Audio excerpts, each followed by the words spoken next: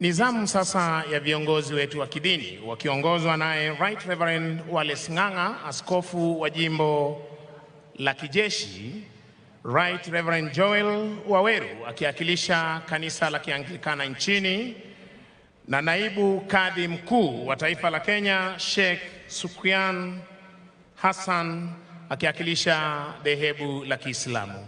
Viongozi wa kidini tafadhali.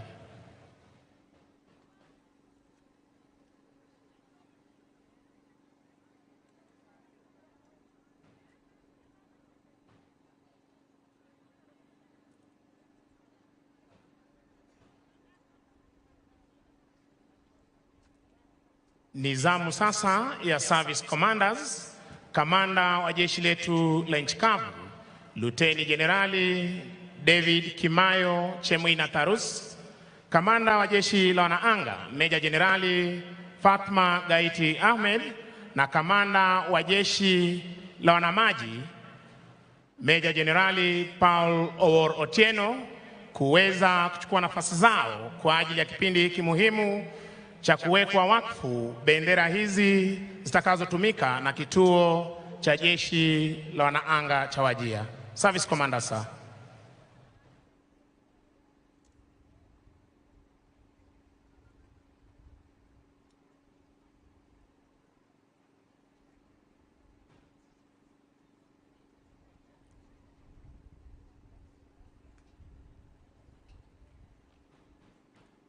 Nizamu sasa ya mgeni wetu rasmi, Rais wa Jamhuri ya Kenya na Amiri Jeshi Mkuu wa majeshi yote ya ulinzi, Mheshimiwa Daktari William Samoei Kipchirchir Ruto kuweza kuchukua nafasi yake akisindikizwa na Mkuu wa majeshi ya ulinzi Generali Charles Mureu Kahariri. Your Excellency, sir. Mheshimiwa Rais anapochukua nafasi yake, niombe sote kwa heshima tuweze kusimama kwa kipindi cha kuwekwa wakfu bendera hizi. Wananchi wazalendo, sote tusimame kwa heshima.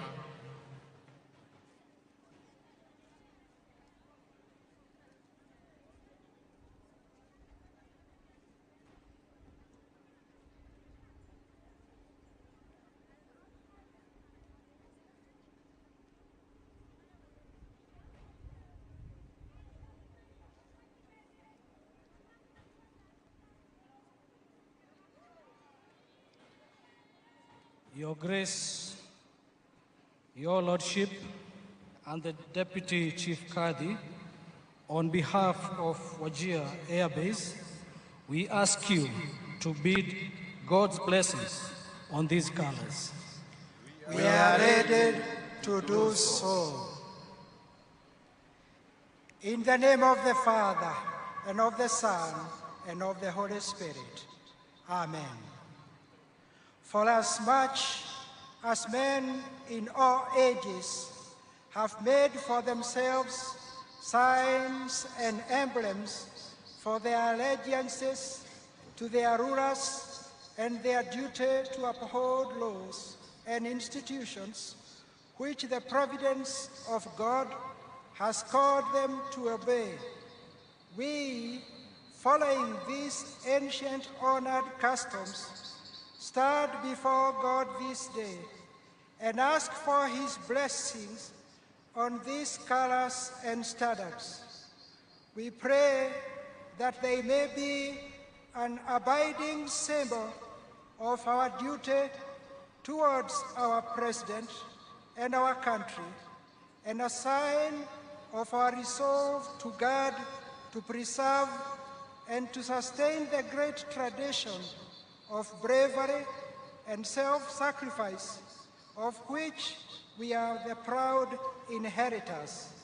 This we ask in the name of the Father, and of the Son, and of the Holy Spirit. Amen. In the name of the Father, and of the Son, and of the Holy Spirit. Amen. Almighty and everlasting God, protector and strength of all who believe in you, you are the Lord of all blessings. Graciously hear our humble prayer and bless with your heavenly blessings these carols which have been prepared for use in peace and wartime. We pray that those who bear them, keeping true to faith in you, may abide in your peace and obedience to your will. Grant to those who hope in you that they may become a bulwark in peace and an assurance of victory in war. For you are a God who shields with your heavenly protection those who put their trust in you. We ask this through our Lord Jesus Christ, your Son, who lives and reigns with you in the unity of the Holy Spirit, one God forever and ever. Amen.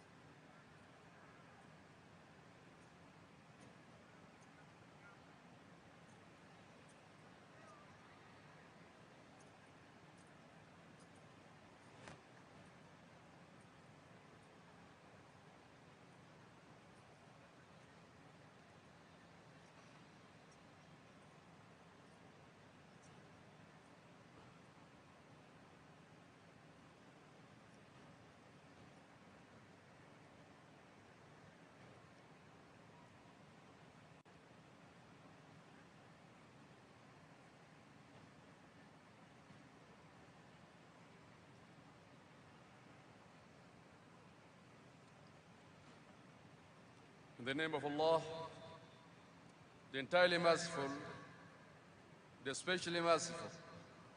O Allah, we stand before you this historical day to pray for your blessings on these colors. Let these colors be a abiding symbol of duty towards our President and towards our country, and a sign of our resolve to God. O Allah, usher the custodian of these colors with strength, courage, and victory in the field of war through your mighty power. O Lord, the creator of all creatures. Let us pray for our beloved President. O God, by whom kings and presidents reign and exercise their power, O God, who has the strength and support of the kingdoms and countries who serve you, mercifully hear our prayers and bless our gracious President, His Excellency Dr. William Samoei Ruto. Let your grace enlighten him, your goodness confirm him, and your providence protect him.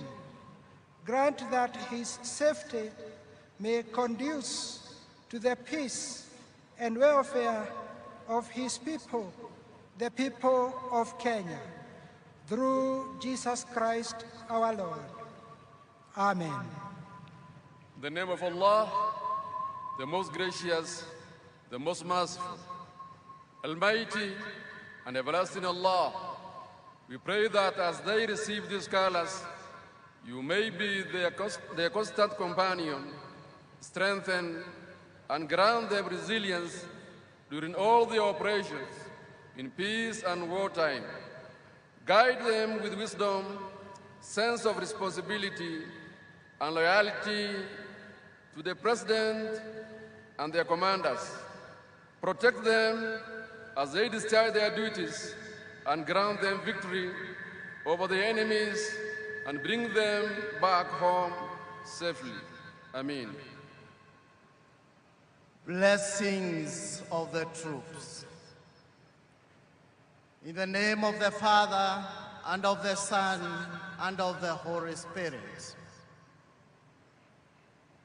You, Kenya Air Force Base Wajir, you have received these colors as a sign and symbol of your royalty and mission of defending this nation. Go, therefore, in peace to fulfill your mandate. Protect your nation without reservation. May the Almighty God give you courage, hope, and strength to do what is right and according to the law. May His power and protection be with you now and forever. Bless the Lord your God at all times, and ask Him to make all your paths straight, and may He grant you success in all your warfare, maneuvers, and endeavors. Your help will always come from the Lord your God, who made heaven and earth. May Almighty God bless you. In the name of the Father, and of the Son, and of the Holy Spirit. Amen. Asante sana viongozi wetu wa kidini kwa kuweza kuweka wakfu kwa bendera hizi. Mnapochukua nafasi zenu, niombe tubaki tukiwa tumesimama kwa kipindi muhimu cha kukabidhiwa bendera hizi na Mheshimiwa Rais.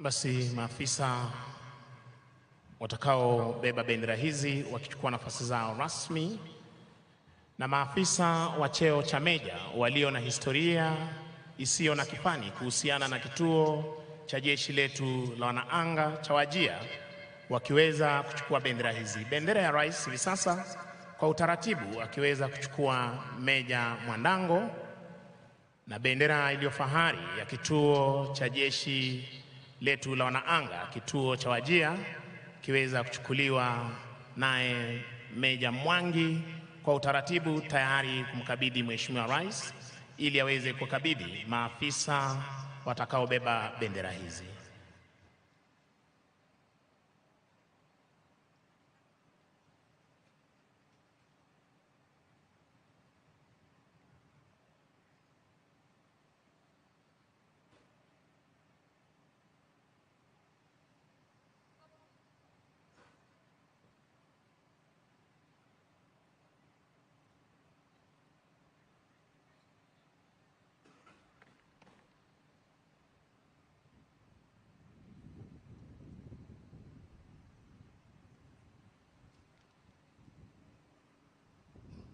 Your Excellency, I now request you to officially present Wajir Air Base with the presidential and regimental colors.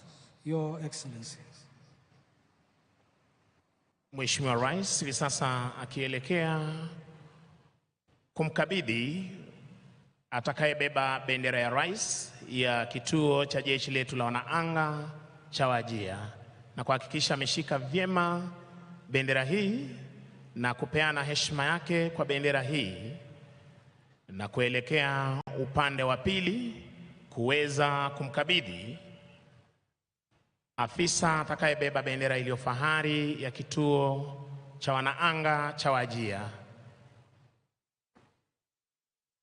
na kuhakikisha kwamba ameshika vyema bendera hii na kuweza vile vile kupeana heshima yake kwa bendera hii.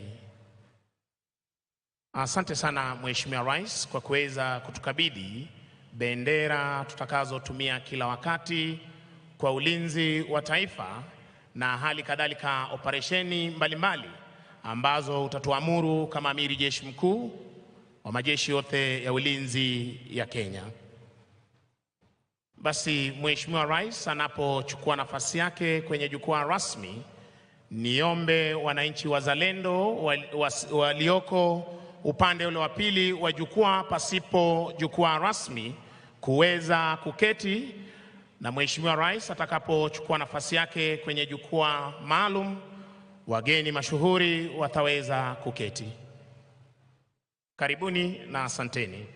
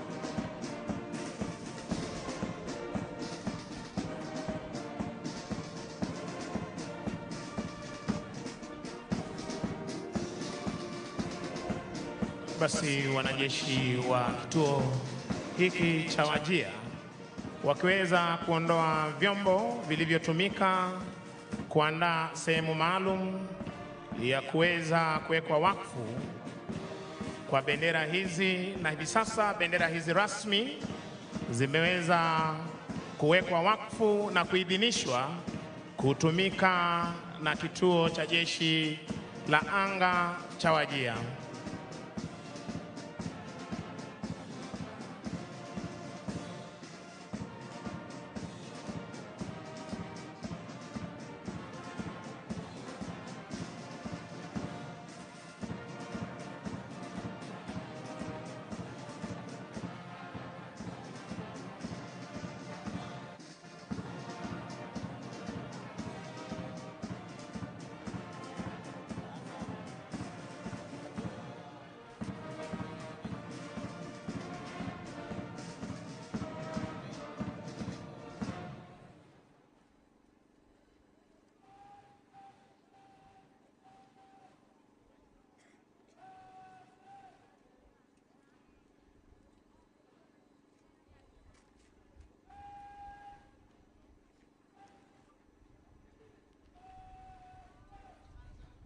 Basi ni wakati wa kuweza gwaride sawa baada ya kuchukua nafasi yake rasmi.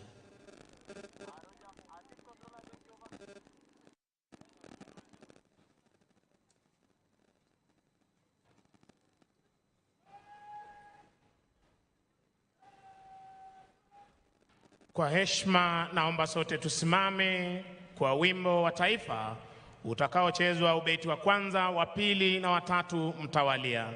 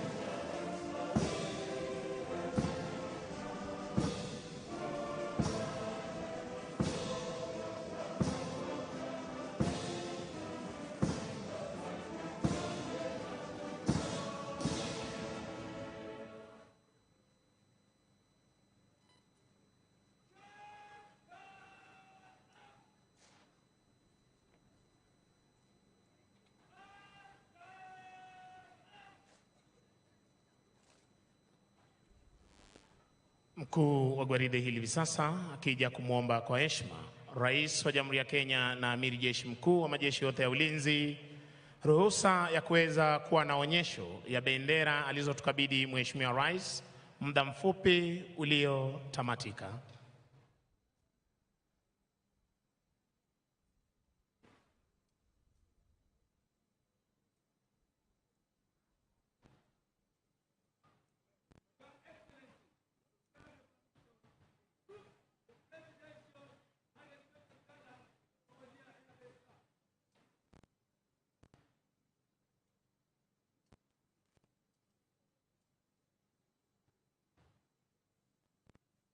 Asanteni kwa heshima, tunaweza kuketi tafadhali.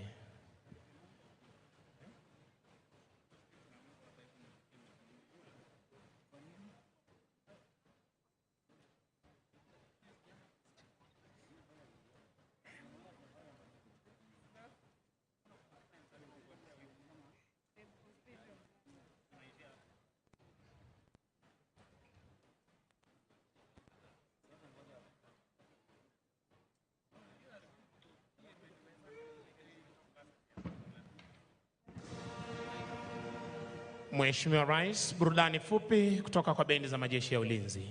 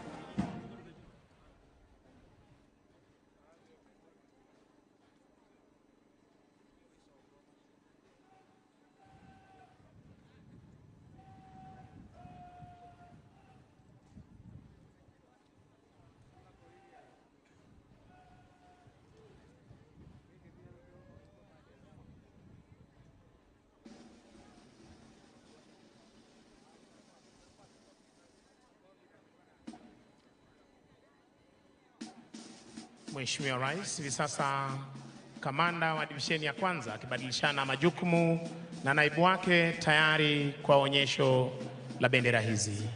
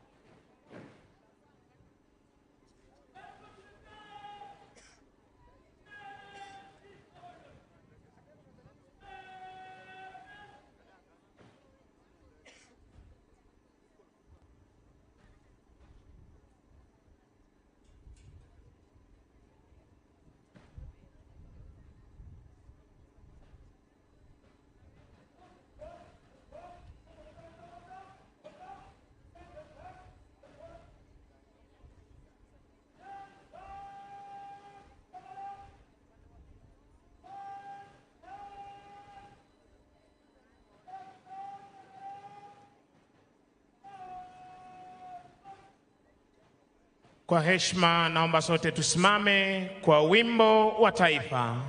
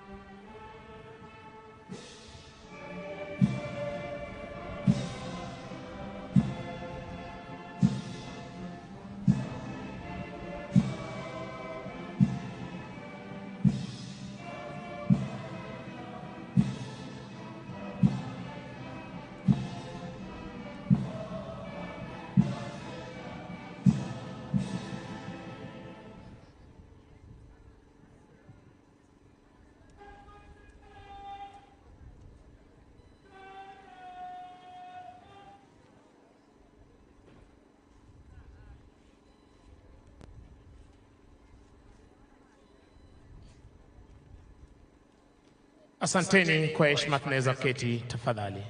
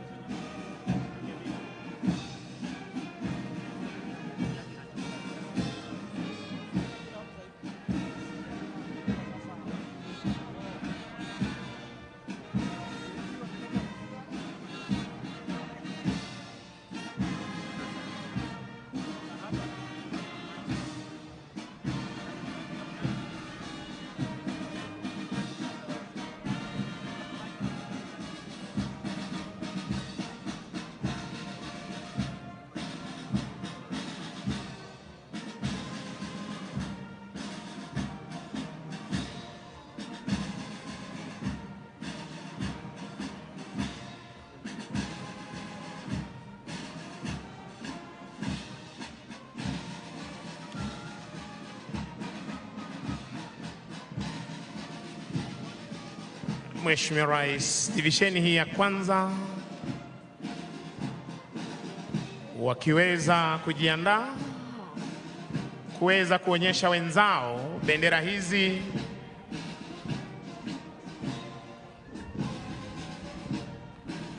ulizotukabidhi.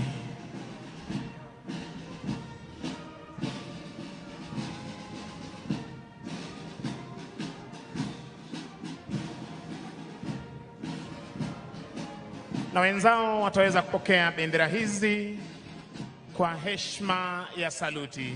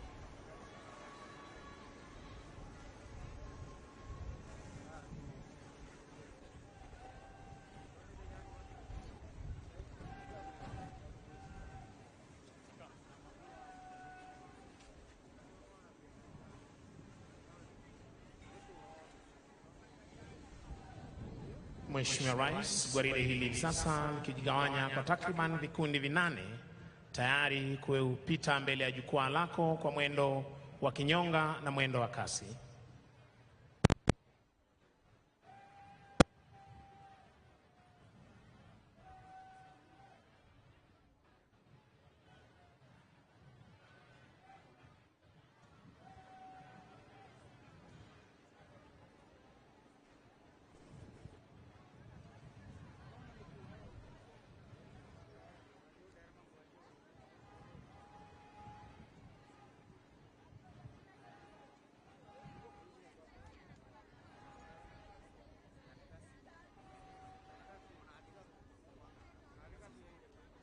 Dar es Salaam akiondoka kwa kasi sana kwa muda mfupi aliyoweza kupewa ili kuendelea na gwaride.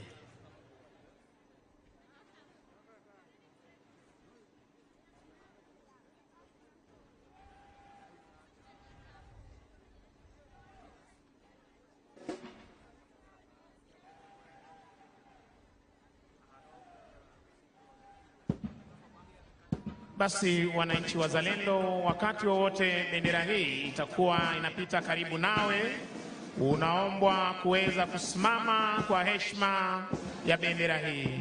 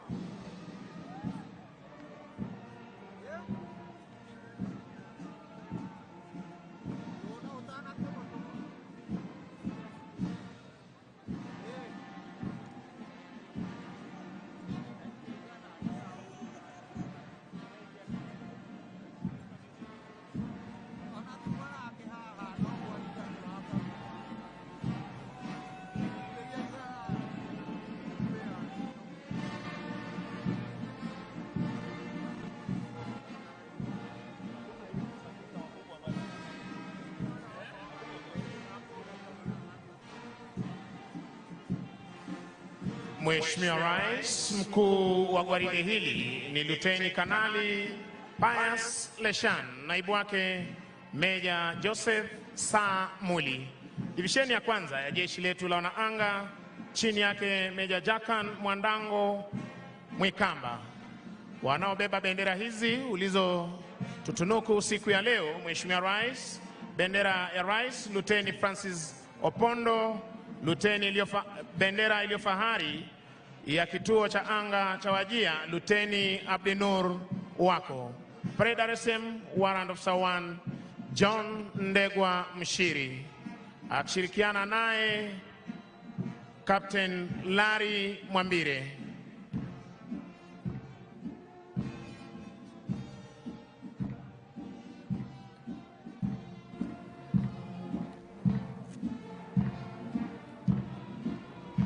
Mheshimiwa Rais, divisheni ya pili, jeshi la wanaanga, chini yake Meja Douglas Wanjohi Mwangi, akishirikiana naye Captain Robert Isoe.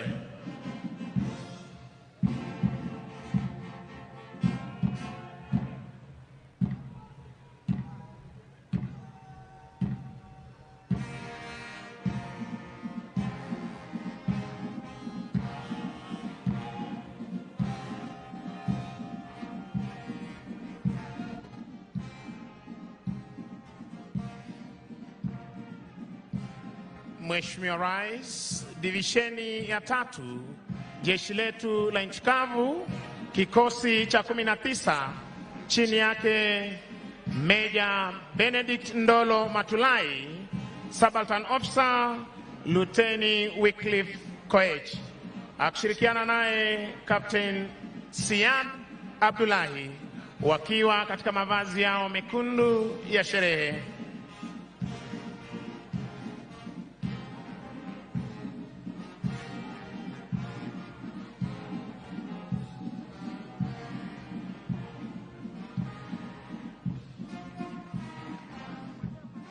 Divisheni ya 4 na ya mwisho, Mheshimiwa Rais, jeshi la wanamaji, chini yake Meja Philemon Kalama, Subaltern Officer Luteni Benedict Wesonga, akishirikiana naye Captain Edwin Wahungu.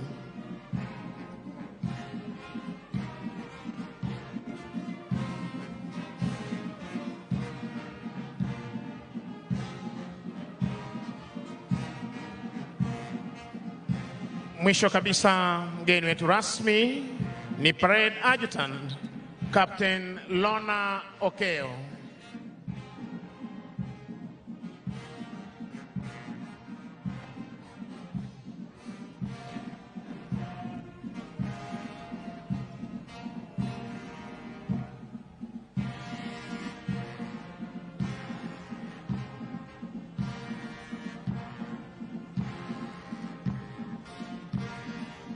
Asanteni kwa heshima, tunaweza kuketi tafadhali.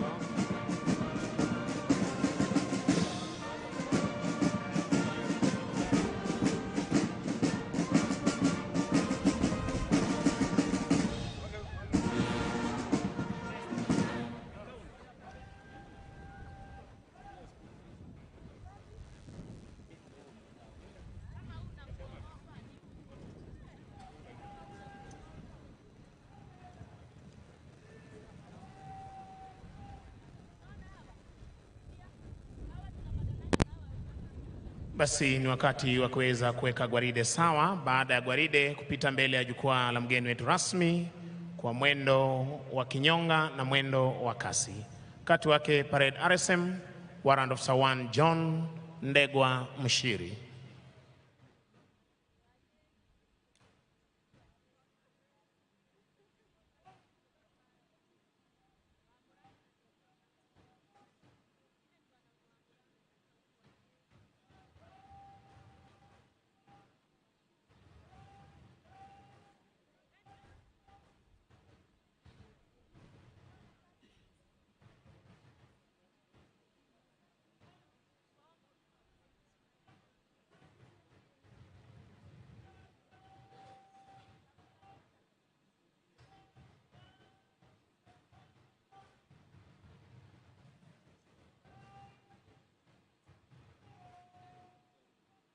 Kwa heshima naomba sote tusimame kwa ajili ya review order. Wimbo wetu wa taifa utakaochezwa beti 3 mtawalia na heko kwa Mheshimiwa Rais.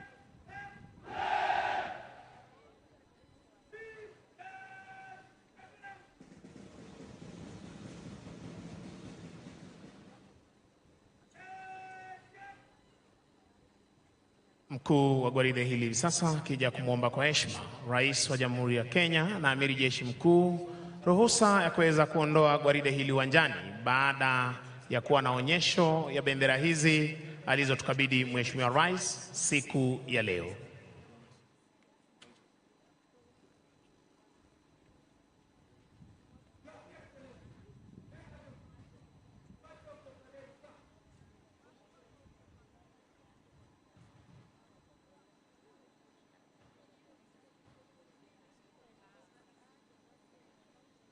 Asanteni kwa heshima, tunaweza keti tafadhali.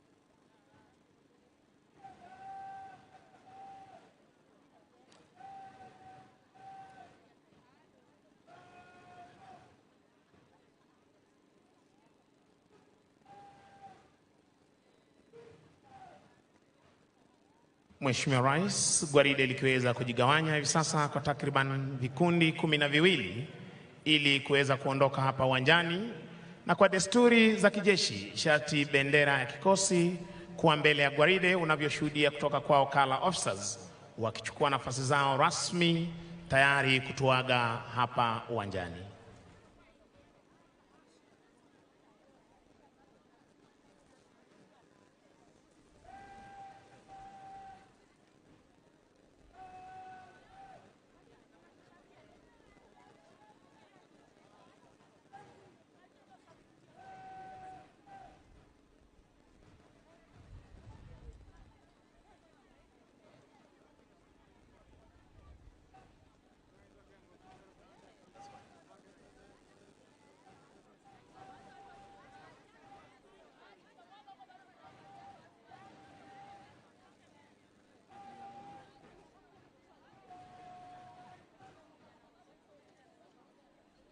Predarism akiondoka kwa kasi sana kuweza kuchukua nafasi yake rasmi tayari kuondoka hapa uwanjani.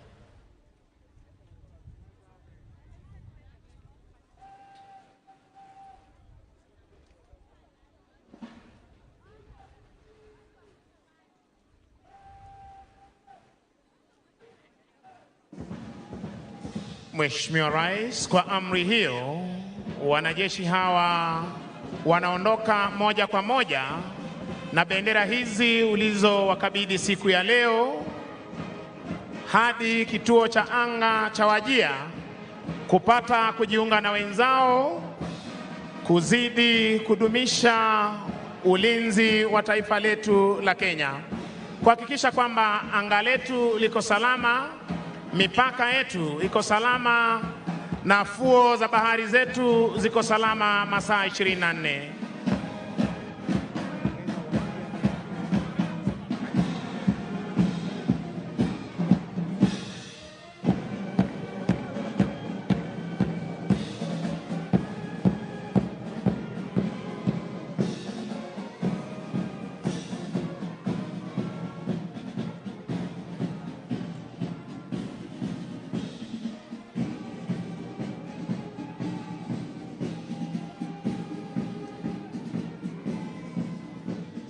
Mheshimiwa Rais, mkuu wa gwaride hili ni Luteni Kanali Pius Leshan, divisheni ya kwanza, chini yake Meja Jakan Mwandango Mwikamba.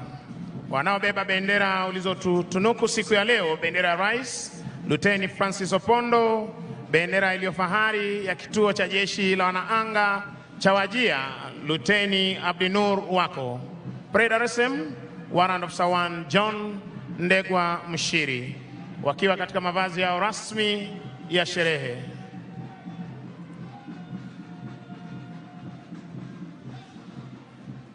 Divisheni ya pili, jeshi la wanaanga, chini yake Meja Douglas Wanjohi Mwangi.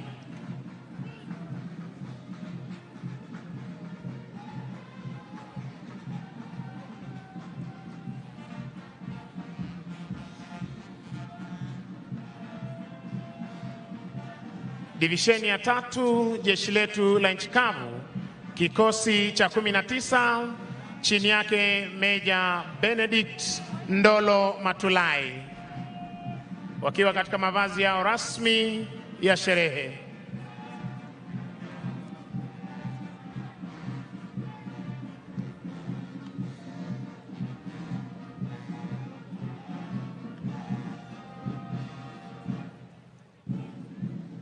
Divisheni ya 4 na ya mwisho, Mheshimiwa Rais, chini yake Meja Felmon Kalama, jeshi letu la wanamaji, wakiwa katika mavazi yao rasmi ya sherehe.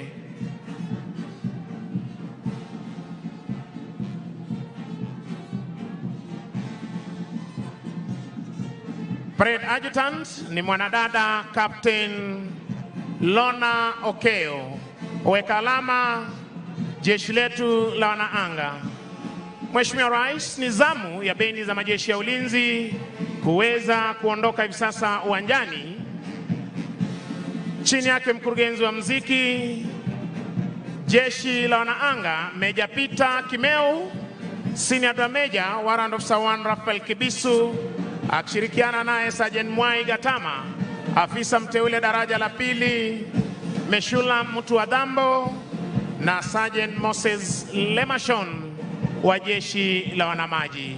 Mheshimiwa Rais, linafuata tamasha la ndege zetu na nitampisha mwenzangu kwa mengi zaidi. Mheshimiwa Rais, kama tunavyoshuhudia angani ni ndege zetu kutoka jeshi letu la wanahewa.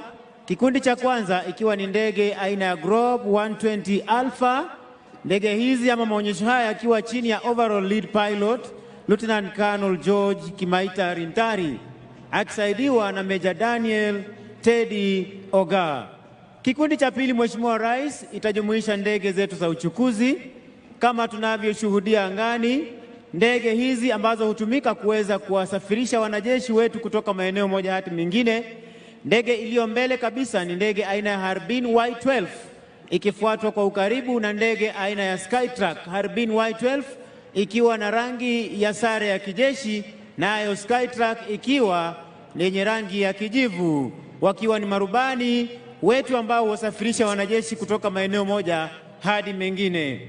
Kikundi cha pili, Mheshimiwa Rais, itajumuisha pia ndege za uchukuzi.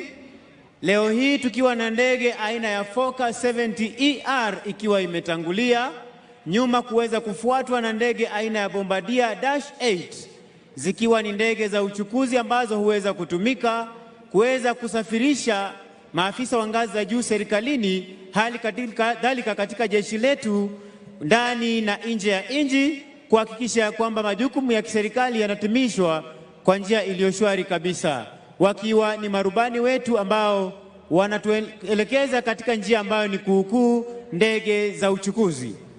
Itafuata sasa, Mheshimiwa Rais, ni kikundi speciali ndege aina ya F5, ndege ambazo zina uwezo wa kutupa mashambulio majini, ardhini na hewani.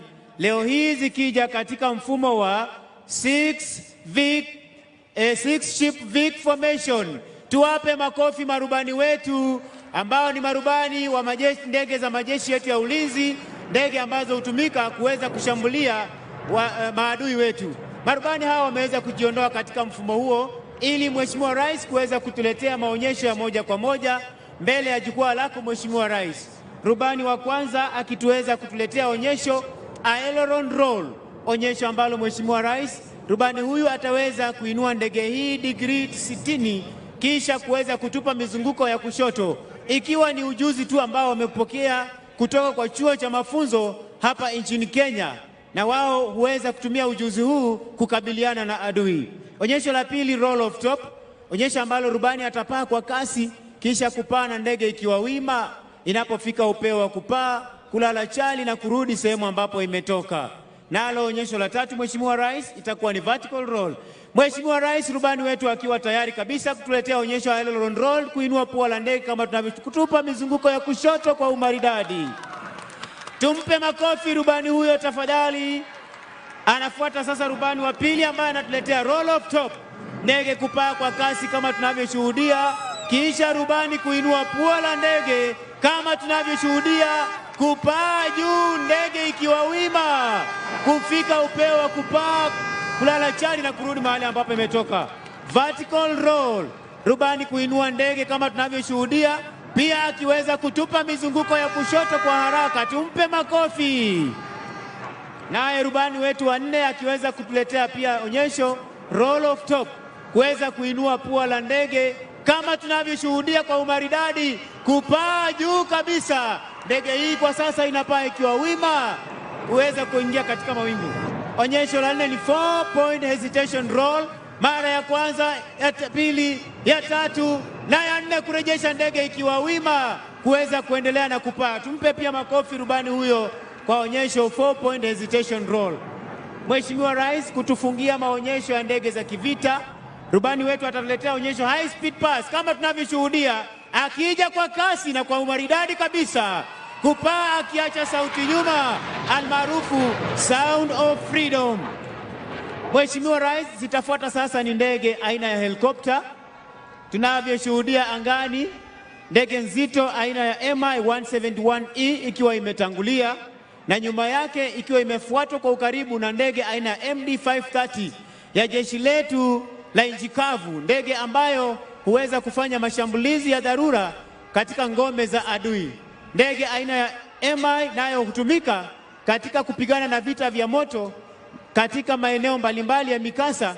Mara kwa mara tumeiona ikiweza kupigana na mkasa wa moto katika maeneo ya misitu yetu.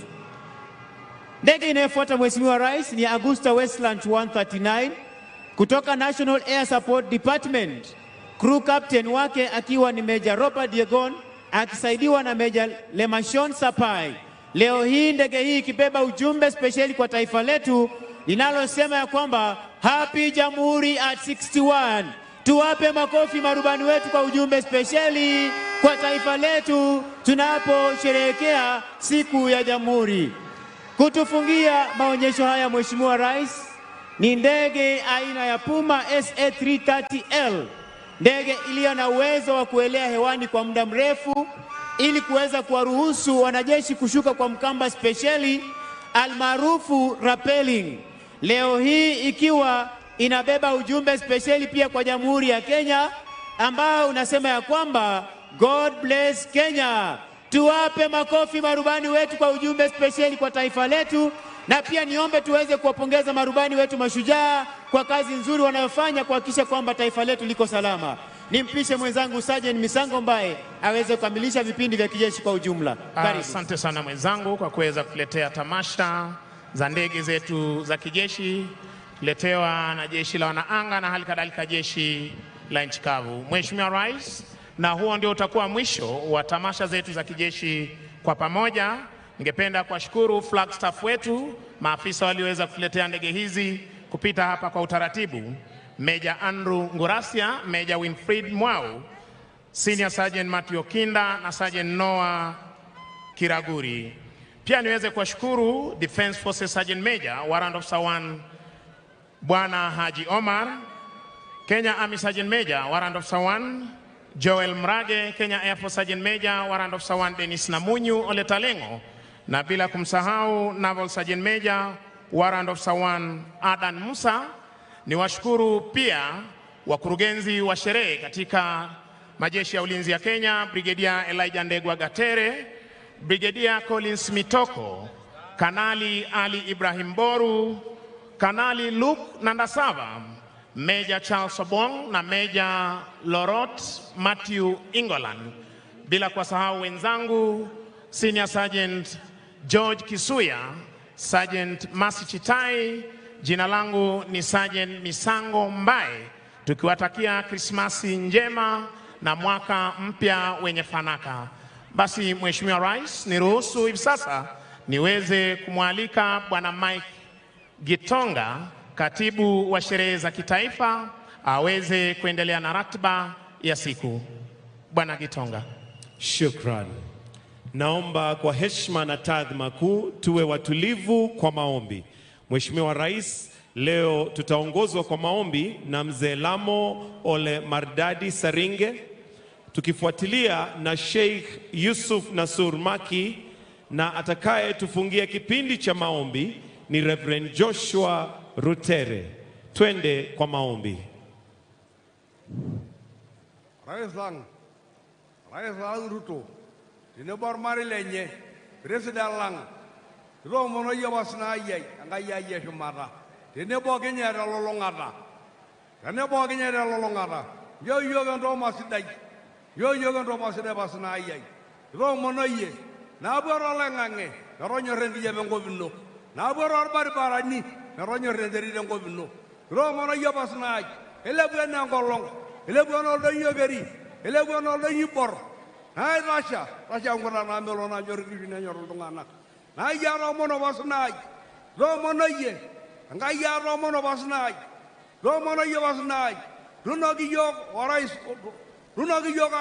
Melgu Runagi yok orais ono yo, Romono ye wasnai ye, hobi yorinka munyak, hobi gole bungu sukitegi, hobi golari lendrima, kamara lendrima, hori go yok, hori go Kenya, Romono wasnai, Melgu munyano rinka orais lang, President lang. Bismillahirrahmanirrahim. In the name of God the Almighty, the most generous, the most merciful. Lord, we thank you for the numerous blessings and favors that you have continued to grant us. Ya Allah, grant us the love for our great country. Bless us with good health to assist the needy, and also bless us with long life to fulfill our purpose. Lord, we ask you to bless us with eyes that sees the best, with the hearts that forgives the worst, and bless us with minds that forgets the bad, and bless us with souls that never lose hope. Lord, we pray for our dear President, His Excellency Dr. William Samoei Ruto. Lord, bless him and his family members. Grant them kindness, patience, wisdom, and support for each other. Lord, may we rejoice in your blessings for all our days. Amen. Gracious Lord, we humbly come before your throne, acknowledging your sovereignty over all. We lift up His Excellency, the President of the Republic of Kenya, His Excellency Dr. William Samoei Ruto, into your capable hands. Guide him, Lord, with your divine wisdom and power as he leads our nation. Father, we pray for the prosperity of Kenya. Bless our land with abundance and wisdom in managing our resources. Let our country become a beacon of hope, a sanctuary of peace, and a hub of blessing for all who dwell within and behold our borders. Lord, we seek your guidance in fostering unity and understanding in our relationships with our neighbors and friends. In all we do, may your name be glorified. We pray this with the faith and gratitude in Jesus' holy name. Amen. Asanteni kwa maombi. Mheshimiwa Daktari William Ruto, Rais wa Jamhuri ya Kenya na Amiri Jeshi Mkuu wa Majeshi ya Ulinzi, Mheshimiwa Mama wa Taifa Bi Rachel Ruto, Your Excellency Mr. Adama Barrow, President of the Republic of the Gambia, Naibu wa Rais Mheshimiwa Profesa Abraham Kithure Kindiki, Mkuu wa Mawaziri Mheshimiwa Musalia Mudavadi pamoja na Mama Tesi Musalia, waheshimiwa Spika wa Bunge la Kitaifa na Bunge la Seneti, Jaji Mkuu na Rais wa Mahakama ya Upeo, Mkuu wa Majeshi ya Ulinzi, Service Commanders na viongozi wote wa asasi zote za usalama, Gavana wa eneo gatuzi la Nairobi, Your Excellency Louis Gabriel, Deputy Secretary General Commonwealth, Bi Veronica Nduva, Katibu Mkuu wa Ushirikiano wa Afrika Mashariki, mabalozi na maafisa wakuu wa kidiplomasia, mawaziri na makatibu, wageni waalikwa, wananchi wa Jamhuri tuipendayo ya Kenya, mabibi na mabwana. Kwa sasa, Rais, naomba uniruhusie niwarushie wenzangu Boni Musambi pamoja na Beatrice Gatonye kwa sehemu ya burudani. Mheshimiwa Rais, umekuwa mwito wako usiotikisika kwamba sekta ya burudani nchini ipanuliwe hadi ing'ae katika ngazi za kimataifa. Na bila shaka umekuwa kwenye mstari wa mbele kuhakikisha kwamba hilo linatimia. Na kwa sababu hiyo, wasanii wetu nao wamejizatiti kwa udi na ambari ili kufungua ukurasa mpya kwenye sekta hiyo kulingana na mwito wako. Hivi leo basi, Mheshimiwa Rais, tumekuandalia bunge la burudani, tukikuletea mseto wa wasanii tajika, wacheza densi, hype man na hata DJ ambao wamechangia pakubwa katika chimbuko la mziki wa kisasa hapa nchini. Wasanii hawa wenye majina mazito ni pamoja na Jua Kali ambaye amekuwa kwenye mziki kwa takriban miaka 30. Mnamo mwaka wa 2000, Mheshimiwa Rais, kwa ushirikiano na producer Clemo, walizindua lebo ya kurekodia miziki iitwayo Cliff Records, na hapo ndipo Jua Kali amekuwa akipika na kupakua midundo yake ambayo imebobea hapa nchini na vile Afrika. Vile leo yupo nasi Galacha mwenye ujuzi mkubwa wa ngoma za rap, Meja mwenyewe. Yeye pia amepitia mikononi mwa Calif Records alikorekodia ngoma kali sana kama vile Jana Kuliendaje, wimbo ambao ulishinda tuzo la chaguo la tini mwaka 2008. Pia tutaburudishwa na wasanii tajika wa nyimbo za Injili kama vile Esther Wahome aliyerekodi zaidi ya albamu 14, wimbo wake maarufu zaidi ukiwa Kuna Dawa, na Daddy Owen anayefahamika kwa wimbo wake System ya Kapungala. Wasanii leo ni tumbe nzima, Mheshimiwa Rais, kwani hata aliyekuwa mbunge wa Starehe Mheshimiwa Jagwa yupo miongoni mwao akijiangalia kwa kioo. Beatrice, sasa wacha niseme initoke. Boni sema ikutoke. Leo simuoni mtu yote akibaki kwenye kiti hata kidogo, ni kubanjuka juu. Basi wasanii wetu, iwapo mko tayari, uwanja ni wenu.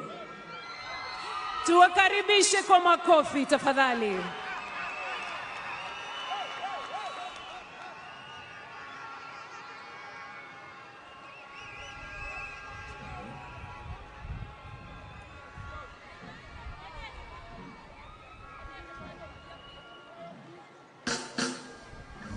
Yo, ladies and gentlemen, today we are committed to uphold a deep sense of love and devotion to our country, Kenya.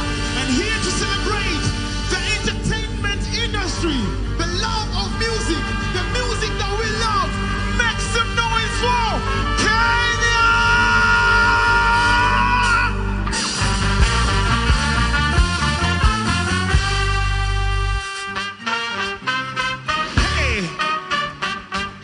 Everybody go! Bounce, bounce, bounce, bounce, bounce, bounce! Everybody go! Bounce, bounce, bounce, bounce, bounce, bounce! One! Ladies and gentlemen, make some noise for Pune! Akanisho kuna manzi wakari. So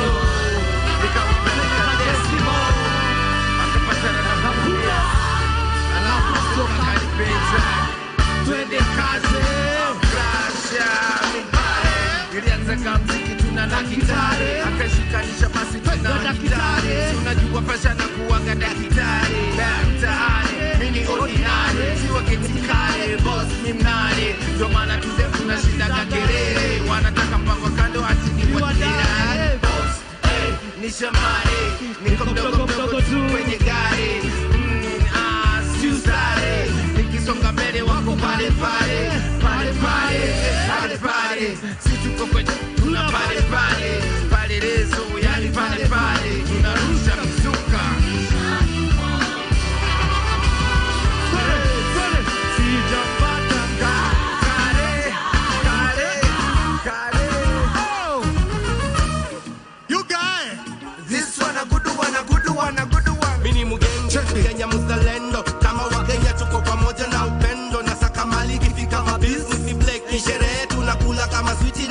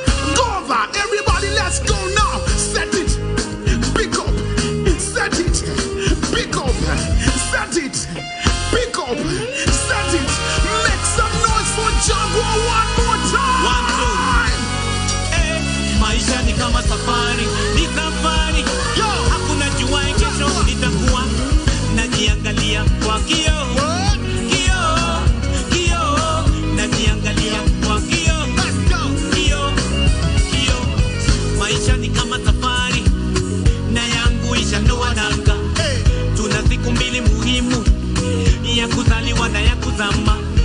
Yangu ya kuzaliwa nishaijua, bado ya kuzama toka duniani. Wanaongea sana na hawajui kule nimetoka. Najiangalia kwa kioo, najiangalia kwa kioo,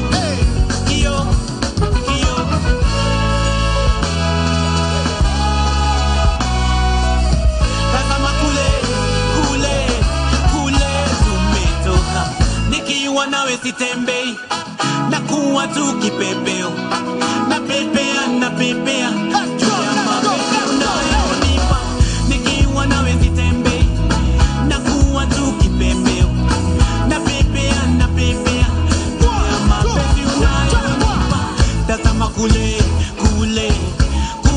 tumetoka. Tazama kule tumetoka. Ladies and gentlemen, make some noise for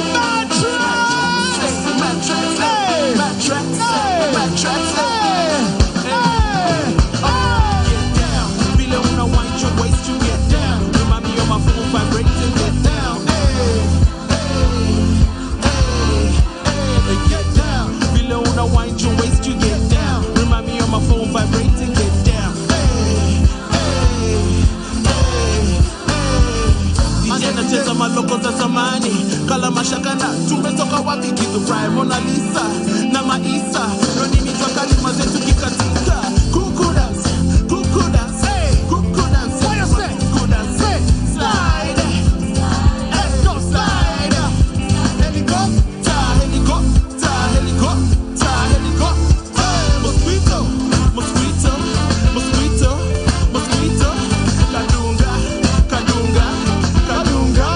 kadunga, Chinese, yo, kangaroo, everyone kangaroo, sting, and get down, yo, scamare,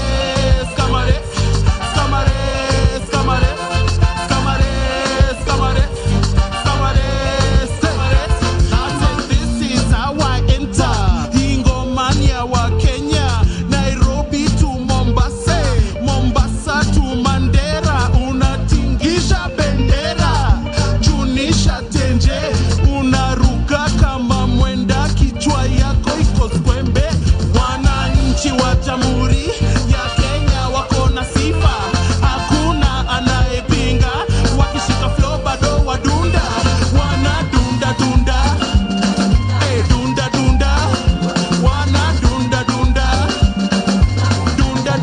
kadu.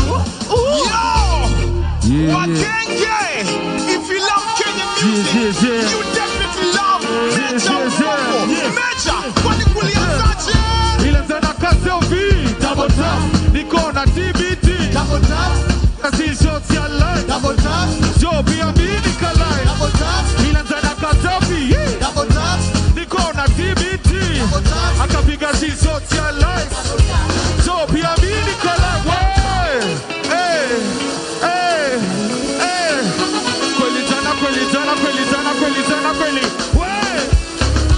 kweli tana kuliendaje, kweli tana nilifanyaje, kweli tana nilikunywaje, wewe seni ambie, kweli tana kuliendaje, kweli tana nilifanyaje, kweli tana nililewaje, wewe seni ambie, tabia wazee, karibu Kanairo.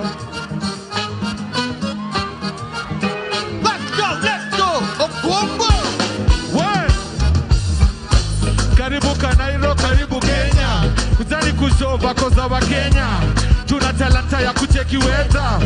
Hiyo tua ni ya mvua, na ni kali, niko shua, ukwa ketani usikie umeboeka, ukifika home utasikia bati yako mbaya, ukichoma picha, utapewa hashtag, hapo Twitter. Kasoma Kenya ndo sema asanti, nani yeye amelipwa anasemea asanti badala ya muzati. Karibu Kenya, tuna tabia tabia zetu tu. Karibu Kenya, si Masai Mara tu. Tuna madem, Mamorio Mabase. Tuna madem, Mamorio Mabase. Yeah. Ladies and gentlemen, I want to see all the folks right now. Make some noise for Chua Kane. Chua, everybody go wave. Chua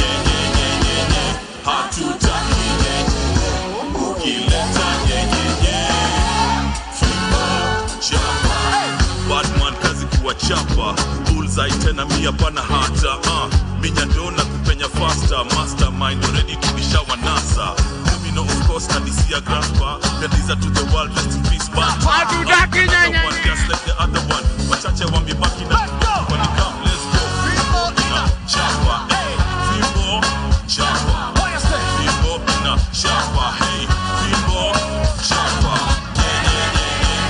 hatuta ukileta fimbo chapa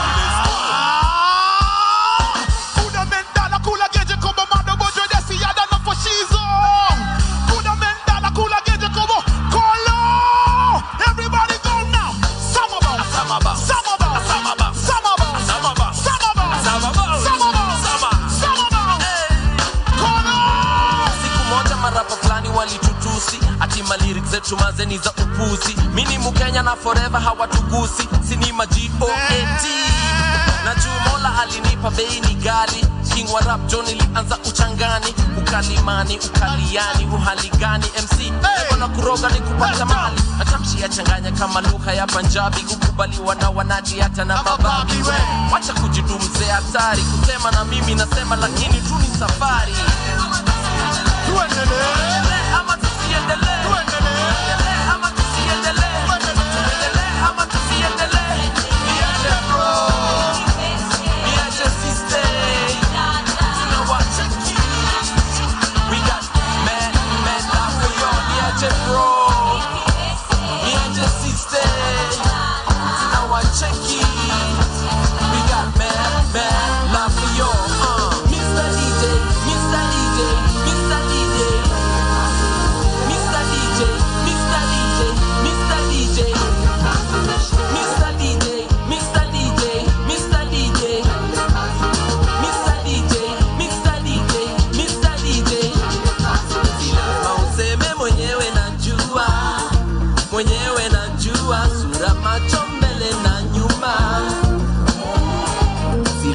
Useme mwenyewe najua mwenyewe najua sura mbele na nyuma I say swing swing muziki ni bumba talanta si ndumba rafiki acha kuzuba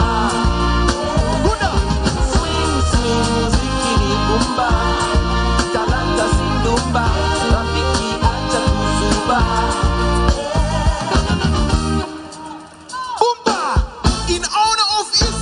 I present Habib Ukiachilia mahewa manze DJ unatubeba Boom boom ba Boom boom boom boom ba Boom boom ba Boom ba boom ba Boom boom ba Boom boom boom boom ba Boom boom ba Boom ba boom ba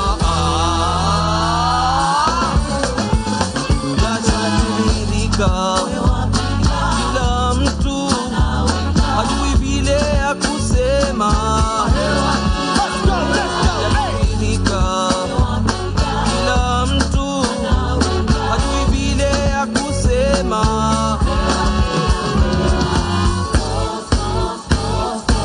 pole pole twazienda haraka haraka haina baraka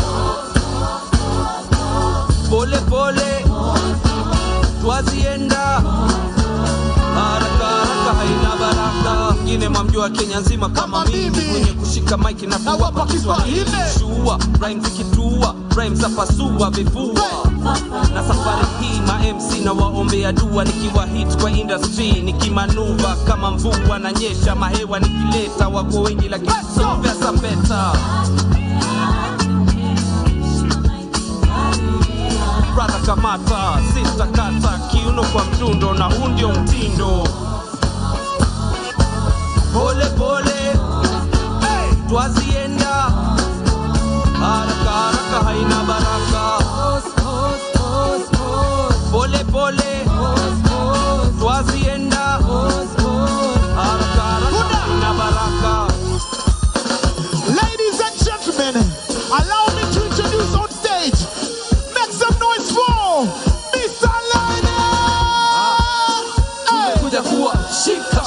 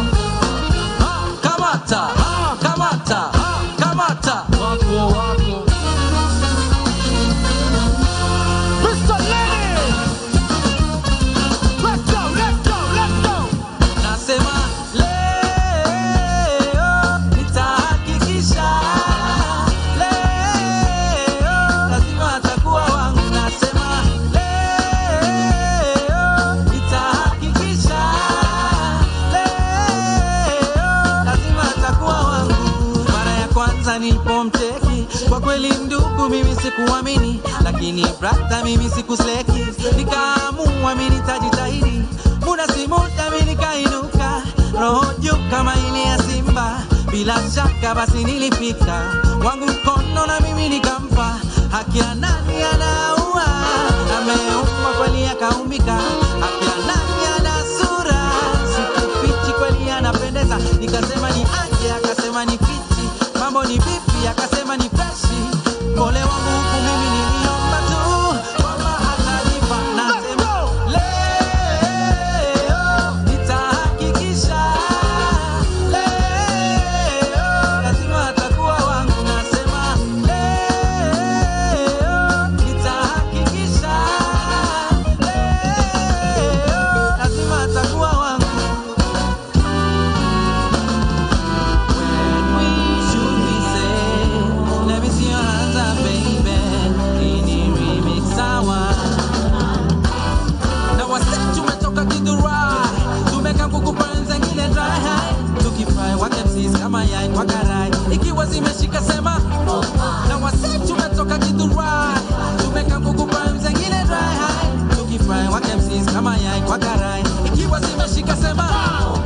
Come together, we can do this together. Take your time, we take me up forever. Ona Mr. Lady, baby na mabese kule chini get alright. Come together, we can do this together. Take your time, we take me up forever. Ona Mr. Lady, baby na mabese kule chini get alright. Na wase tumetoka kidurai, tumeka kukupa zengine dry high. Tukifry wakemsis kama yai kwa karai, ikiwa zimeshika sema. Yo! Ladies and gentlemen, make some noise for the one and only Machi Machi! What the hell is you looking for? Can I have you won't make money anymore? Shake your feet, baby, girl, I know go. Machi Machi, Jaguaro, DJ, Amadu, man, who are you?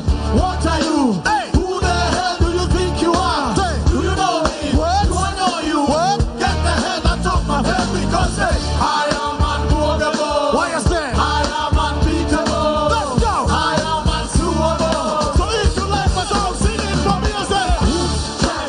Who over me? Who can? Who over me? I say, who can? Who over me? I am unbeatable. Who can? Who over me? Who can? Who over me? I say, who can? Who over me? I am unbeatable. Are you ready for this?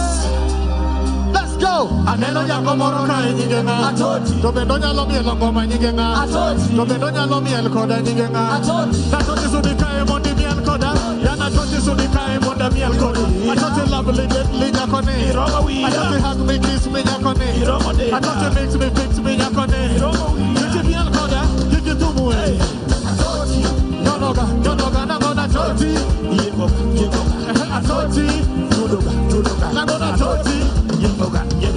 I told you, so that can give me a logino. Are you ready for this? You there? Yeah. Let's go. Get the man up in, don't care what I can. Timba malo. Get the man up in, don't care what I can. Timba malo. Again, get the man up in, don't care what I can. Timba malo. Get the man up in, don't care what I can. Timba malo. Ladies and gentlemen, thank you. Praise be to God. Allow me to introduce on stage a patriot, a musician, a legend. Ladies and gentlemen, make some noise for Esther Ohome.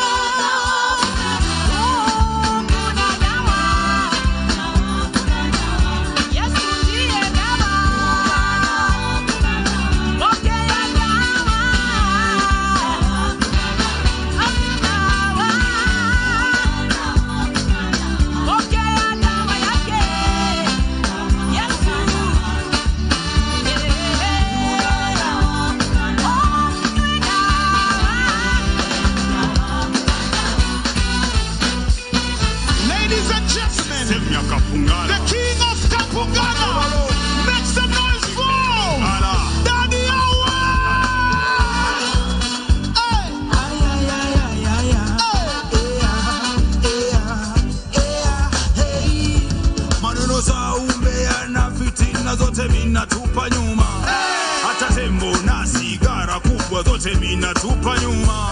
Kusema sema na kutia chumvi zote mina tupa nyuma. Kukula mlungula na kutoa pia mina tupa nyuma. Nifuate mimi nikimfuata Yesu, nifuate mimi nikimfuata Yesu. Oneni tukisoko nikimfuata Yesu, nifuate mimi nikimfuata Yesu. Fuata nyanyo zangu nikimfuata Yesu, nifuate mimi nikimfuata Yesu, nifuate mimi nikimfuata Yesu, nifuate mimi nikimfuata. Hey, mina penda watoto, mina penda kuimba, mina penda kuenda church na kuomba mimi nitakata.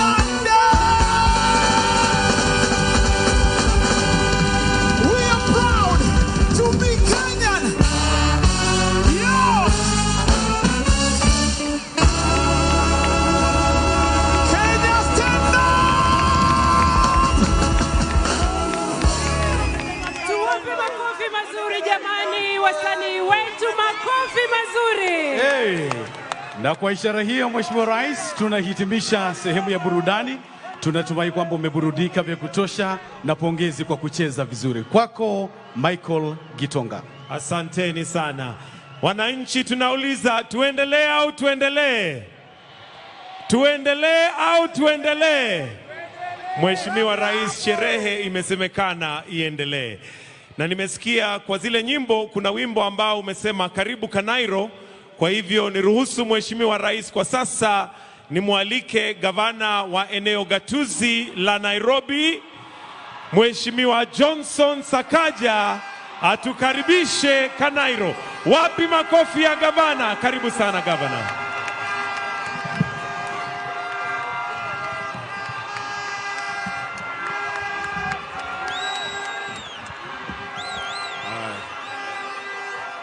Asante sana. Asante sana, Your Excellency, our President, Dr. William Samoei Ruto, mama wetu wa taifa, Rachel Ruto, Your Excellency, President Adama Barrow of the Gambia, asanteni sana. Your Excellency, the Deputy President, Professor Kithure Kindiki, Your Excellency, the Prime Cabinet Secretary, Musalia Mudavadi, na mama wetu mpendwa Mama Tesi Musalia, the Speaker of the National Assembly and the Speaker of the Senate, the Honorable Chief Justice of the Republic of Kenya and the Deputy Chief Justice, leaders of majority of both houses, the National Assembly and the Senate, Cabinet Secretaries, the Member of Parliament for Langata constituency, Felix Oduor Jalas, and members of Parliament present, Principal Secretaries, the members of the Diplomatic Corps, distinguished guests, ladies and gentlemen, wananchi wa Kanairo, hamjambo. Asanteni sana Asanteni. Your Excellency, as we gather to celebrate the 60th Jamhuri in the 61st year of independence, we honor not only our nation's independence, but also the spirit of resilience and innovation that defines us as Kenyans. This has been quite a wonderful celebration. There truly must be something about 60. And I'm sure President Adama Barrow of the Gambia, who turns 60 in February next year, will tell us what that is about. Your Excellency, you have only one more year in your 50s. You'll also tell us what happens when you turn 60. This year's theme, jobs, and entrepreneurship, speaks to the core of our aspirations and the path that we must tread to secure a prosperous future for our people. Your Excellency, our young people, our youth are the heartbeat of our country. The youth are the trustees of our country's posterity, and they embody immense potential and ambition. However, Your Excellency, the challenge of unemployment persists in our country, and I know that you're working hard to address this in many ways that you will address today. As the Nairobi County Government, in the past 28 months, we have employed over 6,000 young people, majority who are young, majority who are in their 20s. We have 3,500 young people in the Green Army who have been instrumental in trying to clean our city, 98 drivers, 1,500 constables, 140 new doctors, nurses, around 400, including 50 dentists. Your Excellency, for the first time in every sub-county in Nairobi, we have dentists offering much-needed services to Mwananchi. This has also enabled us to open up specialized clinics and increase health services, and many, many others that we can speak about. In Nairobi County, Your Excellency, we're grateful to you because you've employed 20,000 young people under the Climate Works program. Many of them are also here to tell you thank you for the opportunity to earn a livelihood as we restore the rivers of Nairobi County. As you have seen today, Nairobi stands as a creative and cultural hub in this region. Our artists, our musicians, and performers not only enrich our lives, but also drive economic growth. I would like to ask us all to applaud the young people who have performed here today because they have done a great, great job. Tuwapigeni makofi tafadhali. Wasanii wa Kenya, wasanii wa Nairobi. Your Excellency, fellow Kenyans, we're committed to nurturing this sector by providing platforms for talent development and market access. We have seen this sector grow in the past couple of years, and Nairobi is now able to attract major artists locally and internationally. We shall be honoring our artists by renaming some of the roads, and I've spoken to Mheshimiwa Jalas. Our county assembly has dealt with it. For instance, Isa, one of the roads in South Sea, shall be renamed after the great hero Isa, whose brother has performed here today.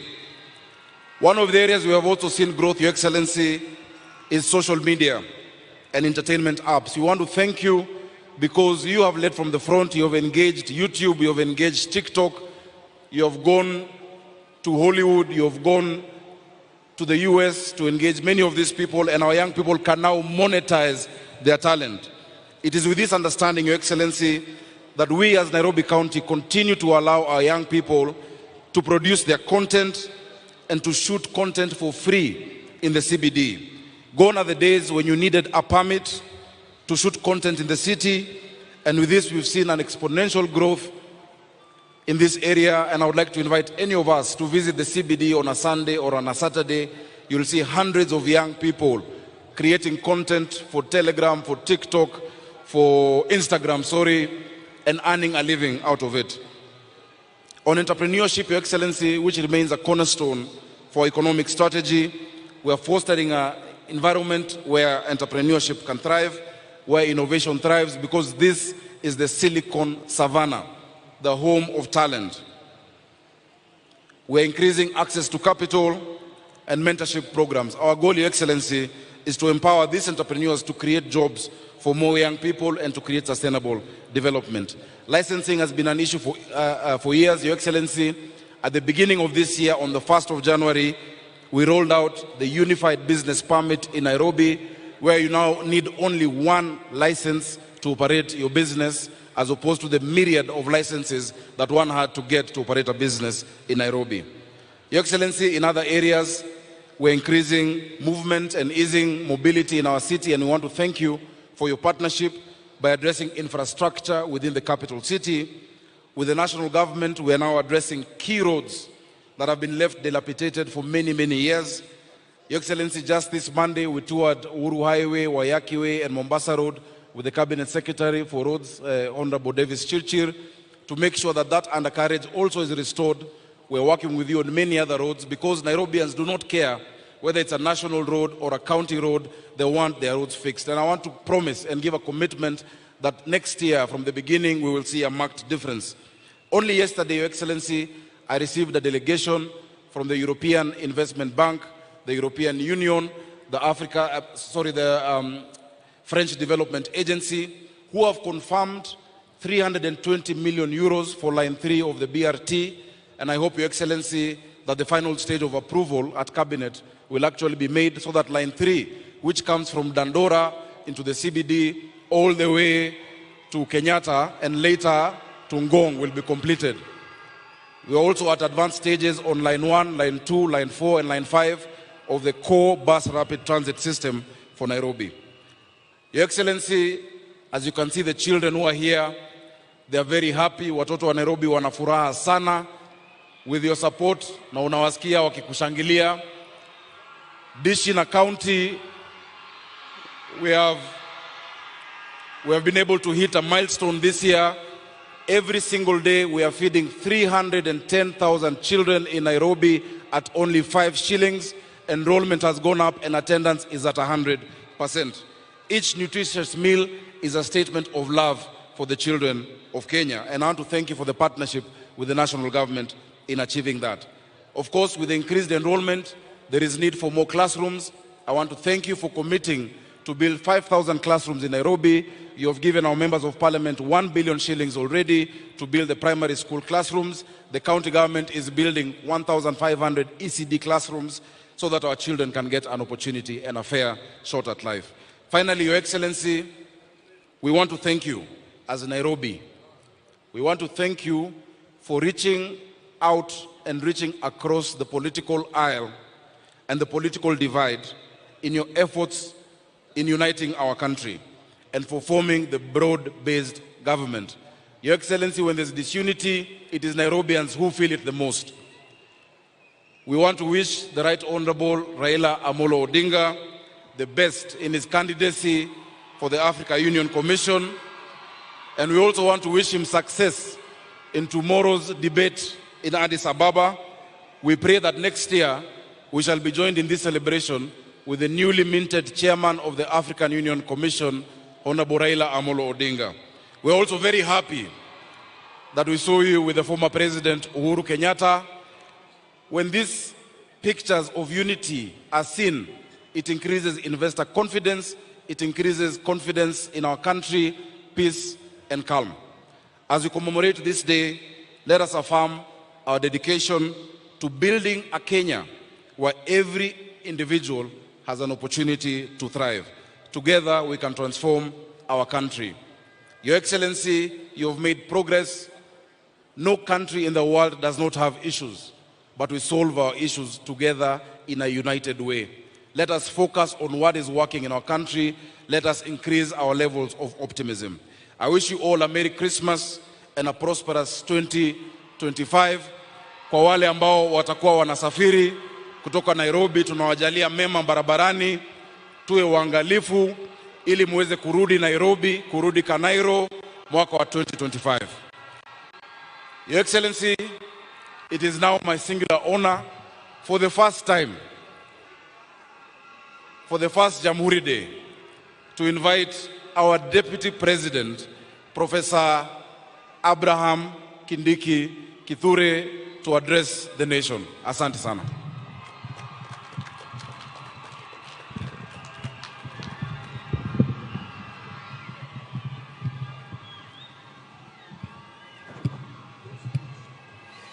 Excellency President William Ruto, President of the Republic of Kenya, Mama Rachel Ruto, First Lady, Your Excellency President Adama Barrow, President of the Republic of Gambia.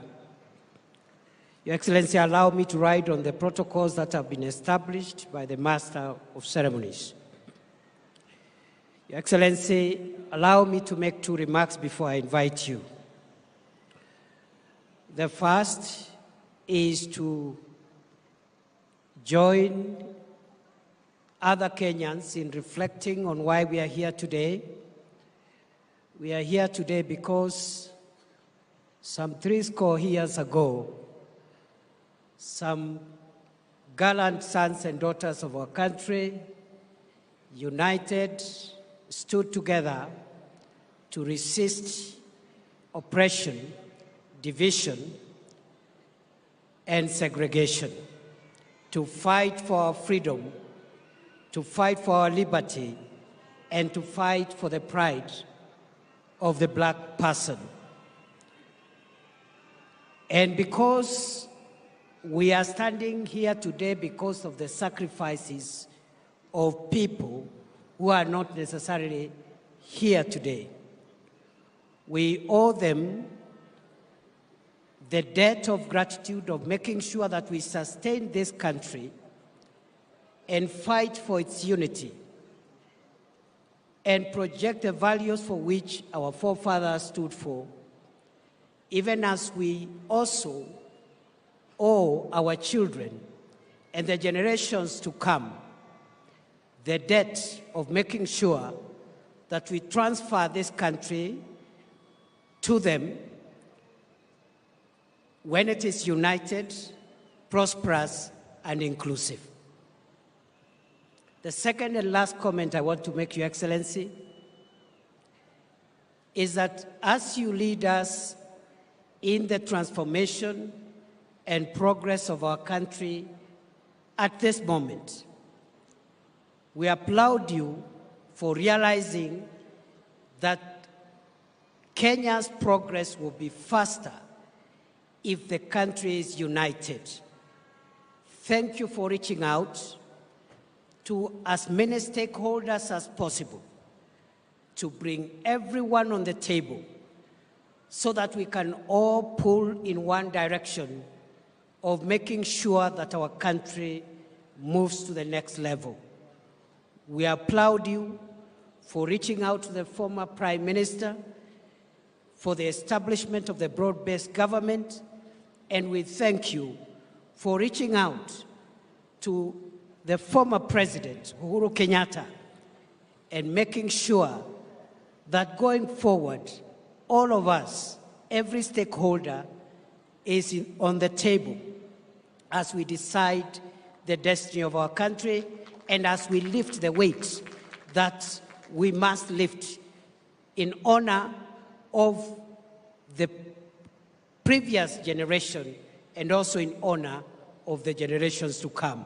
Tunakushukuru Mheshimiwa Rais kwa kuendelea kuunganisha taifa letu la Kenya ili nchi yetu ipate fanaka, maendeleo na ustawi.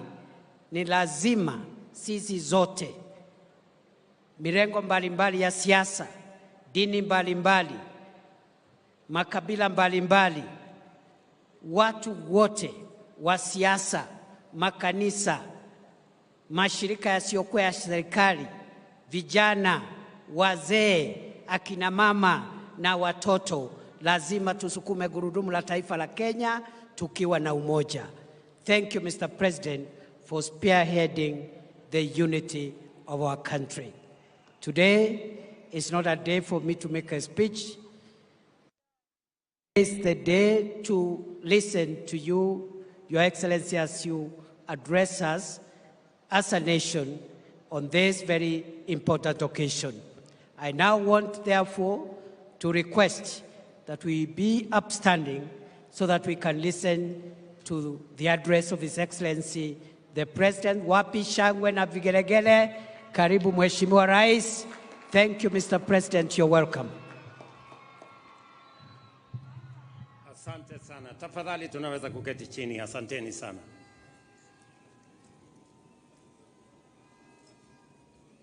Ndugu wa Kenya, happy Jamhuri Day. Hamjambo. Jamhuri hoye. Kanairo hoye.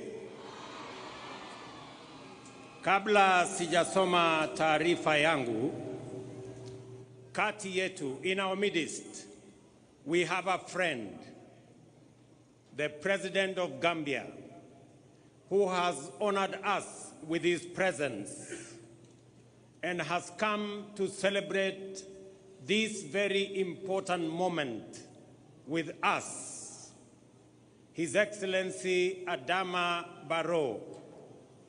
Your Excellency, on behalf of the people and government of Kenya, I want to very sincerely thank you and the people of Gambia for agreeing to come and share with us this celebration as we commemorate 60 years of a republic.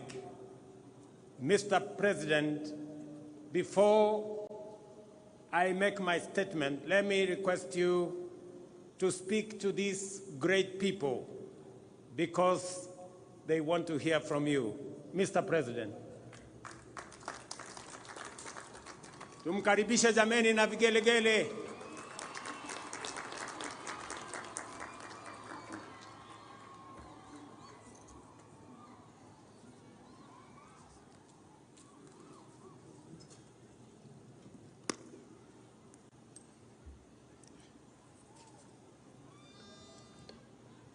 Your Excellency, Dr. William Ruto, President of the Republic of Kenya, Your Excellency, the Deputy President, Honorable Speaker and members of Parliament, the Lord Chief Justice of Kenya,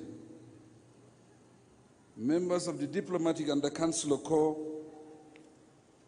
service chiefs and senior public officials, distinguished guests, ladies and gentlemen, brothers and sisters, I am profoundly excited to be in this blessed land as guests of honor, to join you in celebrating the historic 61st independent anniversary of the Republic of Kenya, nationally known as Jamhuri Day. On behalf of the Gambian people, I congratulate you all on this auspicious occasion and convey to you our sincere wishes of sustained progress, peace, and stability.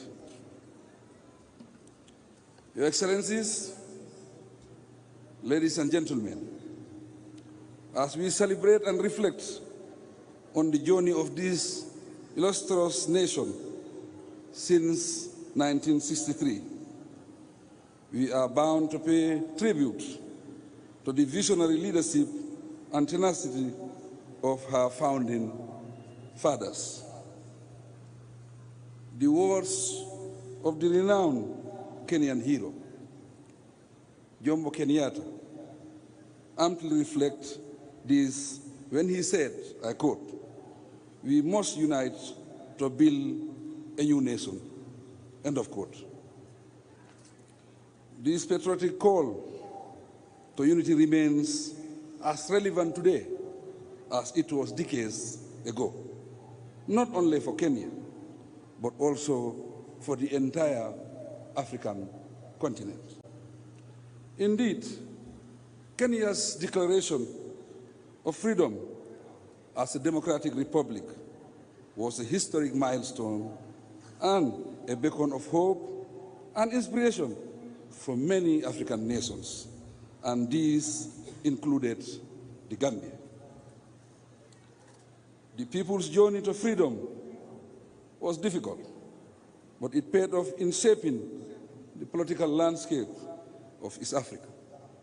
More significantly, it remarkably influenced liberation movements for self-determination across the continent. Since attaining political independence, the Republic of Kenya has continued to take giant steps on democratic governance, peace, and security in the region. Today, Kenya remains an important powerhouse and a key player on the continent's integration agenda. The lesson is that Africa has to be similarly determined to rise and shine as a towering global force. Your Excellencies, distinguished ladies and gentlemen, as Kenyans, your diplomatic journey has earned your nation a respected voice in matters affecting our continent and beyond. The strive you have made in addressing issues of climate change, trade, peace, security, and development have set an acknowledged precedent for emulation. On economic collaboration and integration, the trade relations between Kenya and various African nations exemplified the spirit of Pan-Africanism we all cherish. Kenya's dedication to peacekeeping in Africa and other parts of the world, as demonstrated by your current peacekeeping mission in Haiti and the fight against terrorism, are a testament to the nation's commitment to peace and stability for a prosperous and integrated Africa. Your Excellency, distinguished guests, ladies and gentlemen, culturally, Kenya has contributed significantly to the African unity. The beautiful cultural diversity and traditions of Kenya have enriched African society, while fostering understanding and respect among various ethnic groups on the continent. All this corresponds with the aspirations of the founding fathers of Pan-Africanism in Africa. We must admit, however, that those aspirations are still unattained. The question then remains, what else must we do collectively so that future generations would absolve us like the heroic leaders of the past? Frankly, our challenge lies in finding a solution to the persistent paradox of underdevelopment within an enabling context of enormous resources and potential for rapid advancement. Mr. President and dear brother, the Republic of Kenya and the Gambia have much in common in terms of history, culture, and colonial experience. It is little wonder, therefore, that we are celebrating together the National Day of this great nation, the pride of Africa. Looking forward, there is ample scope for our two countries to explore and deepen our bilateral relations in the mutual interest of both countries. There is also much to learn from each other's experiences and mutually leverage and our respective strengths to our advantage. Specifically, numerous opportunities exist for broader collaboration that will result in shared growth, marked by advancement, for example, in innovation, technology, agriculture, and education. The Gambia is committed to good governance, which makes us open and able to collaborate and cooperate closely with the Republic of Kenya and other African countries. Your Excellency, President Ruto, distinguished ladies and gentlemen, The occasion was the opportunity to reaffirm our collective commitment to the ideals of Africa's Pan-Africanist founding fathers. Unity, solidarity, and cooperation. Together, let us work towards a better future, characterized by economic prosperity within our uniquely peaceful, stable, and socially diverse but harmonious communities. While the day allows for testaments on Kenya's glorious contribution to the geopolitical landscape of Africa, it also requires us to look into the future with stronger determination to reposition the continent better and work for global peace. The African context and its structures, resources, and people amid the urgent need for transformative action make this goal attainable. To suffice, to inspire us further with these relations, being more constructive and productive will serve us best. If you remember that civil and legal ways of settling differences are much better alternatives than disunity and act of destruction. Once again, I heartily congratulate you on the 61st anniversary celebration of your well-deserved National Day. Be assured that you are not only observing a significant day in your history, but also honoring the enduring spirit of a nation that continues to inspire, uplift, and strengthen Africa. We encourage you to move on united. Long live Kenya-Gambia relations. Long live African solidarity. Asante Shana, and God bless the Republic of Kenya.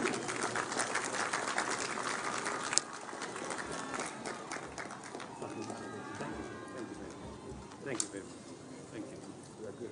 Thank you. Thank you. Asante sana Mheshimiwa Rais. Please let's take our seats.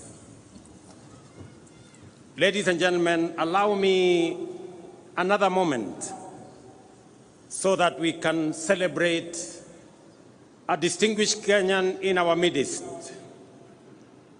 a Kenyan American, the first one to win a state assembly seat in Minnesota, the United States of America. In our midst, we have Hulda. Mpigeni makofi jameni. Huyu Mkenya ameenda Marekani na akashinda kiti ya ubunge kule. Asanteni sana. Your Excellencies, distinguished guests, ladies and gentlemen, it is an immense pride that I join you in celebrating the 61st anniversary of our nation's birth. At this pivotal moment, we reflect on the values of our sovereignty and celebrate the enduring legacy of those whose patriotic efforts took down the bastions of imperialism.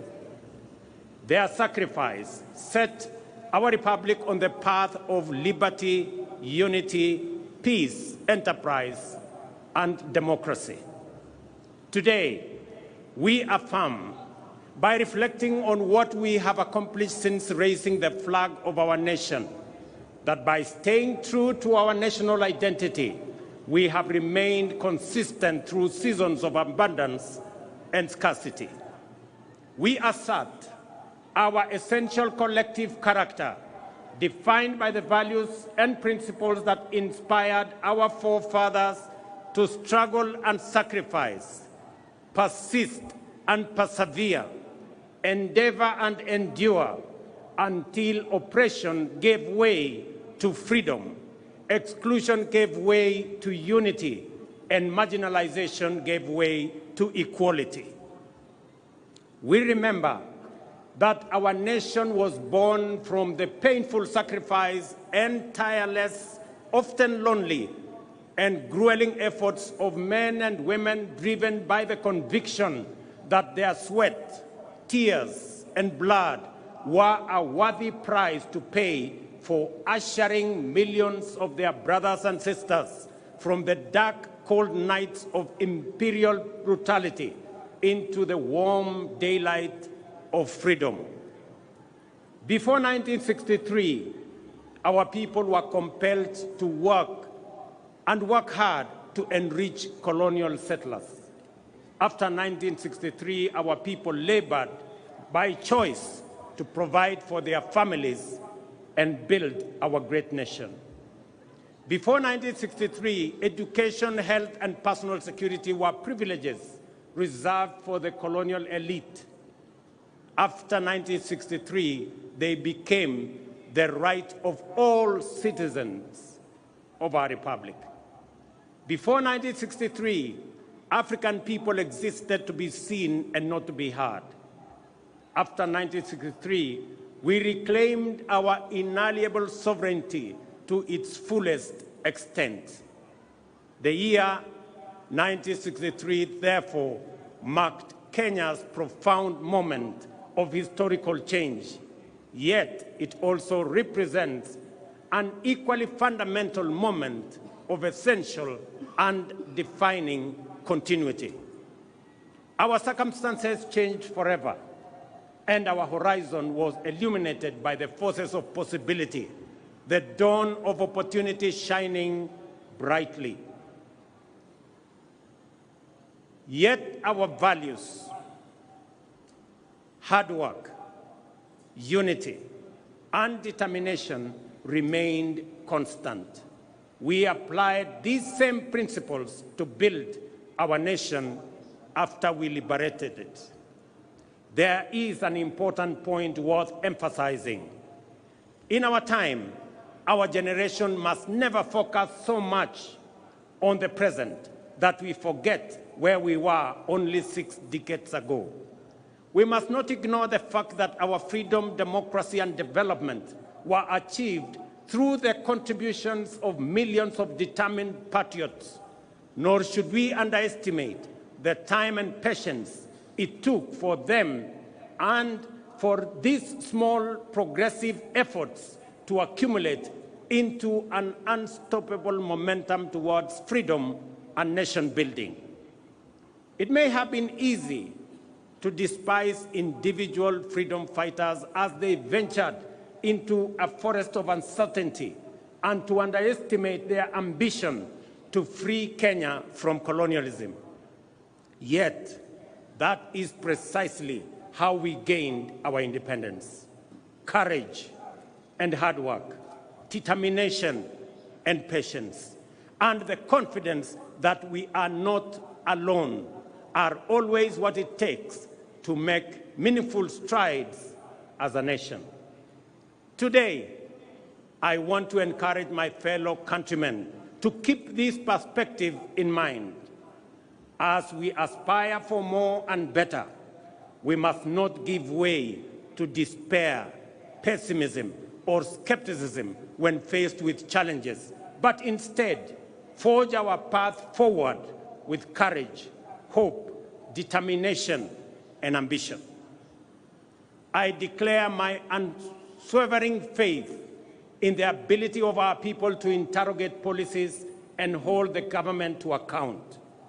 This is the essence of democratic freedom, a civic duty for citizens, a responsibility for leaders, and a necessary imperative for our success and progress.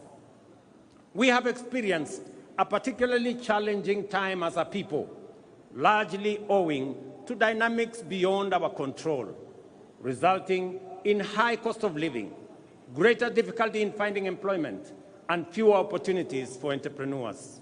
Consequently, there was widespread anxiety about the economic stability of our nation, demanding urgent and appropriate interventions and effective solutions.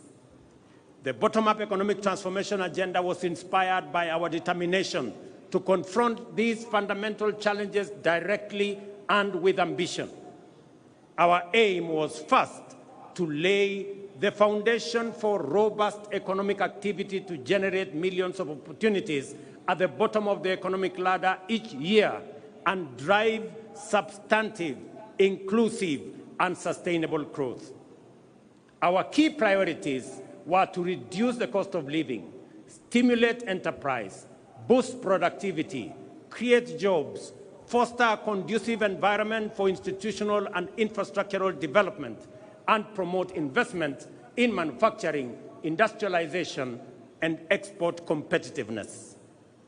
As a starting point, it was critical for us to tighten our belts and make significant sacrifices to reset our public finances on a sustainable path, enabling intensified investments in the strategic pillars of our plan and the cross-cutting enablers of rapid transformation. I acknowledge, ladies and gentlemen, the work we have done and the milestones achieved in creating the necessary conditions for progress in every value chain that support the pillars of our plan. There is a time to resist and a time to accept, a time to deny and a time to admit, a time to doubt and a time to believe. In the face of undeniable evidence, skepticism must give way to confidence, and we must reject the deceptive embrace of disinformation and fake news. The results and positive impact of our collective pursuit of fundamental economic change can no longer be wished away. Ladies and gentlemen, financial inclusion, for example, is now a reality for millions. The Hustler Fund is marking its second anniversary on a highly successful note, having empowered millions by lending a total of 60 billion Kenya shillings so far, liberating millions from predatory lenders and precarious financial situations, and enabling them to meet their needs, fund their hustles, and build their credit scores. Our ongoing conversation with borrowers focuses on concerns related to short-term duration, modest loan amounts, and the time required to increase borrowing limits. In response to this feedback, the fund has designed a new product, the bridge loan, to help Kenyans with good credit scores to transition from personal loans to enhanced facilities offering larger loan amounts with longer repayment periods. This will enable Kenyans to pursue bigger opportunities and better investments. Ladies and gentlemen, not only have we registered successive historic gains against the shame of hunger for the last 3 seasons, we are also firmly on the path towards surplus production. This impressive rise in productivity has multiplied the incomes of farmers in maize, tea, sugar, coffee, and dairy value chains. There is no doubt that this agricultural transformation is the direct result of our strategic decisions to shift public resources from consumption subsidies to support productivity. Food is now more accessible to households than before, and as I stated in the State of the Nation address, our country now boasts substantial national food stocks: 95 million 50-kilogram bags of maize, 9 million bags of beans, 10 million bags of wheat, and 2 million bags of rice.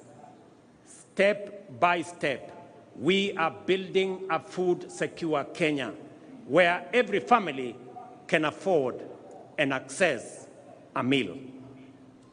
Farmers have brought more land under cultivation and produced more per acre than before, thanks to the timely availability of subsidized inputs and extension services. Agro-industries have more raw materials and value addition is on the rise. The agro-industrial sector is also creating more jobs each year as we gear up to compete in various export markets driven by the expanding intra-African trade, opportunities in the European Union market and United Kingdom markets, and our growing competitiveness in the global marketplace.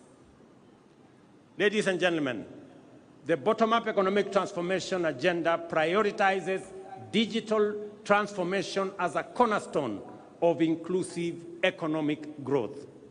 This is why we are undertaking an ambitious expansion of our national digital infrastructure by deploying fiber optic network to connect over 74,000 public institutions and establish 25,000 public Wi-Fi hotspots, because digital transformation is a critical enabler in creating opportunities across all sectors. We intend to use this infrastructure to extend internet connectivity to 8.5 million homes and businesses and eliminate the digital divide, which undermines technological inclusivity in homes, schools, villages, and counties. I take this opportunity to affirm the significant progress already made and which is accelerating due to the digitization of government services.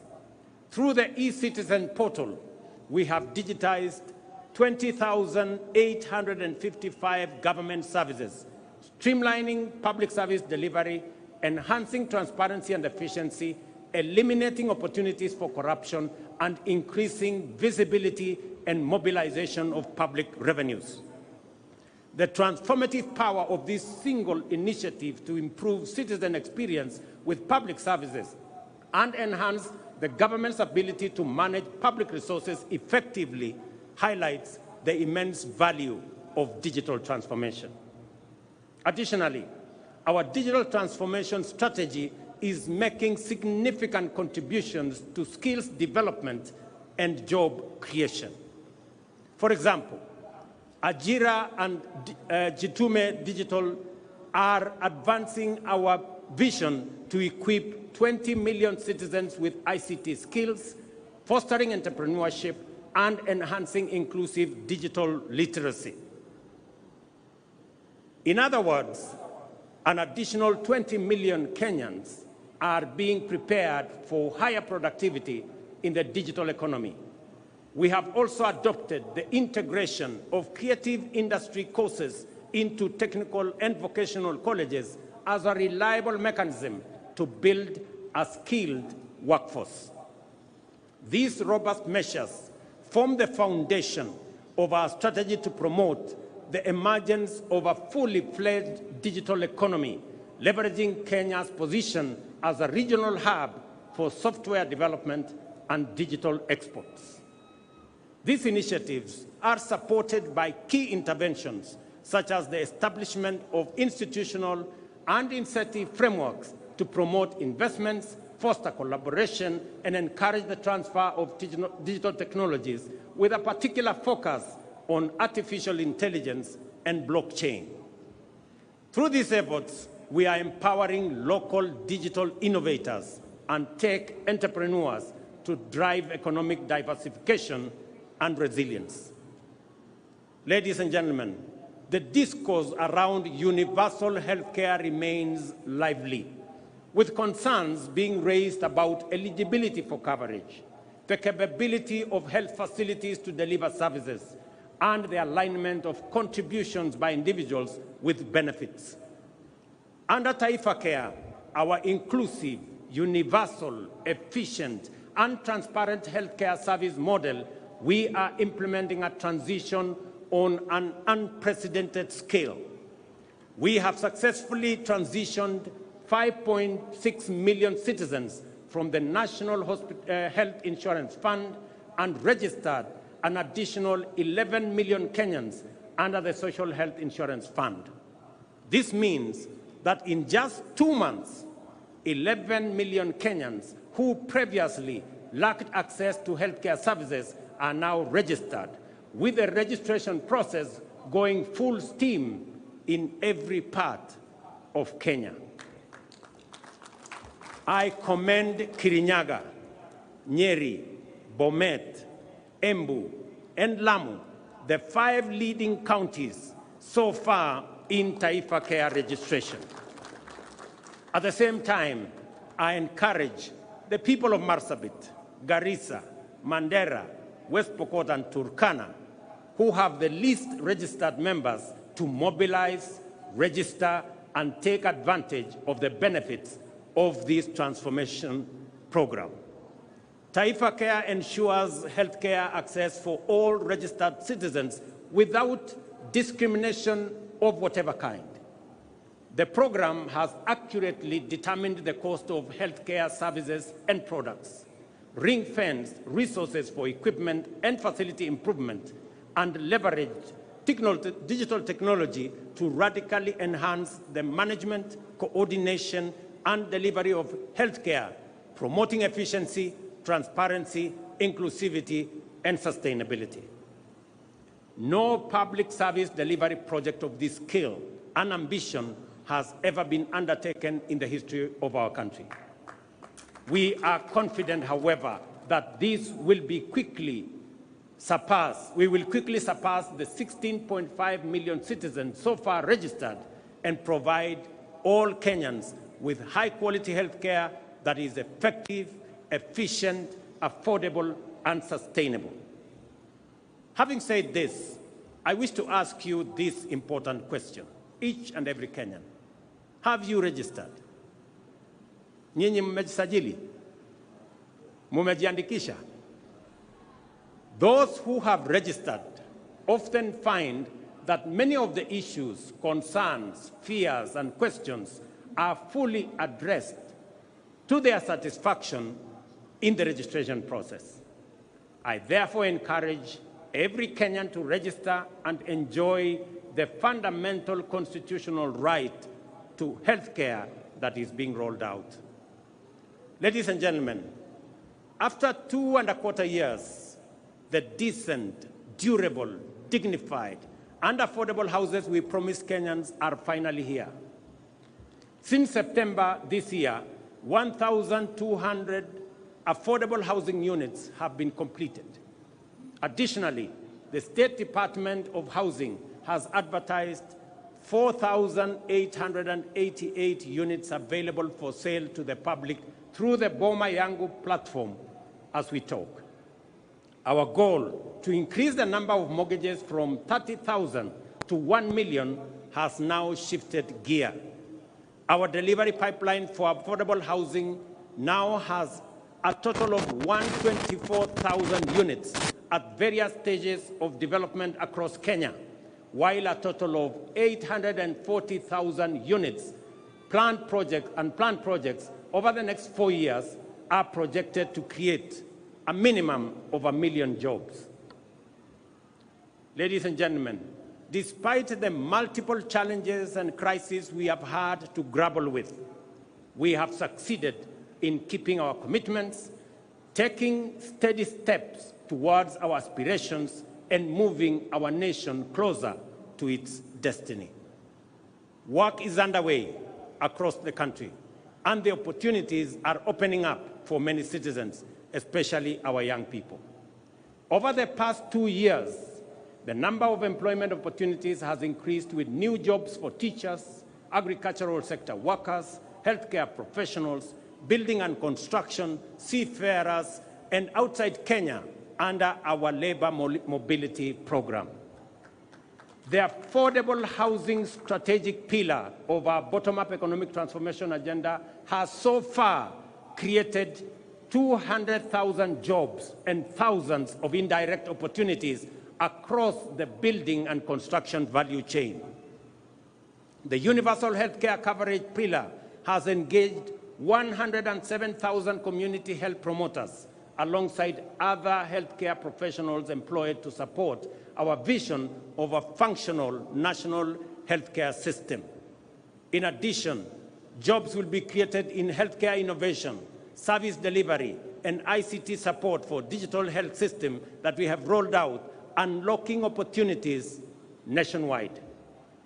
Furthermore, we have recruited 56,000 teachers to address the chronic teacher shortage problem and move the national teacher-to-student ratio closer to the United Nations recommendation of 1 teacher for every 40 learners.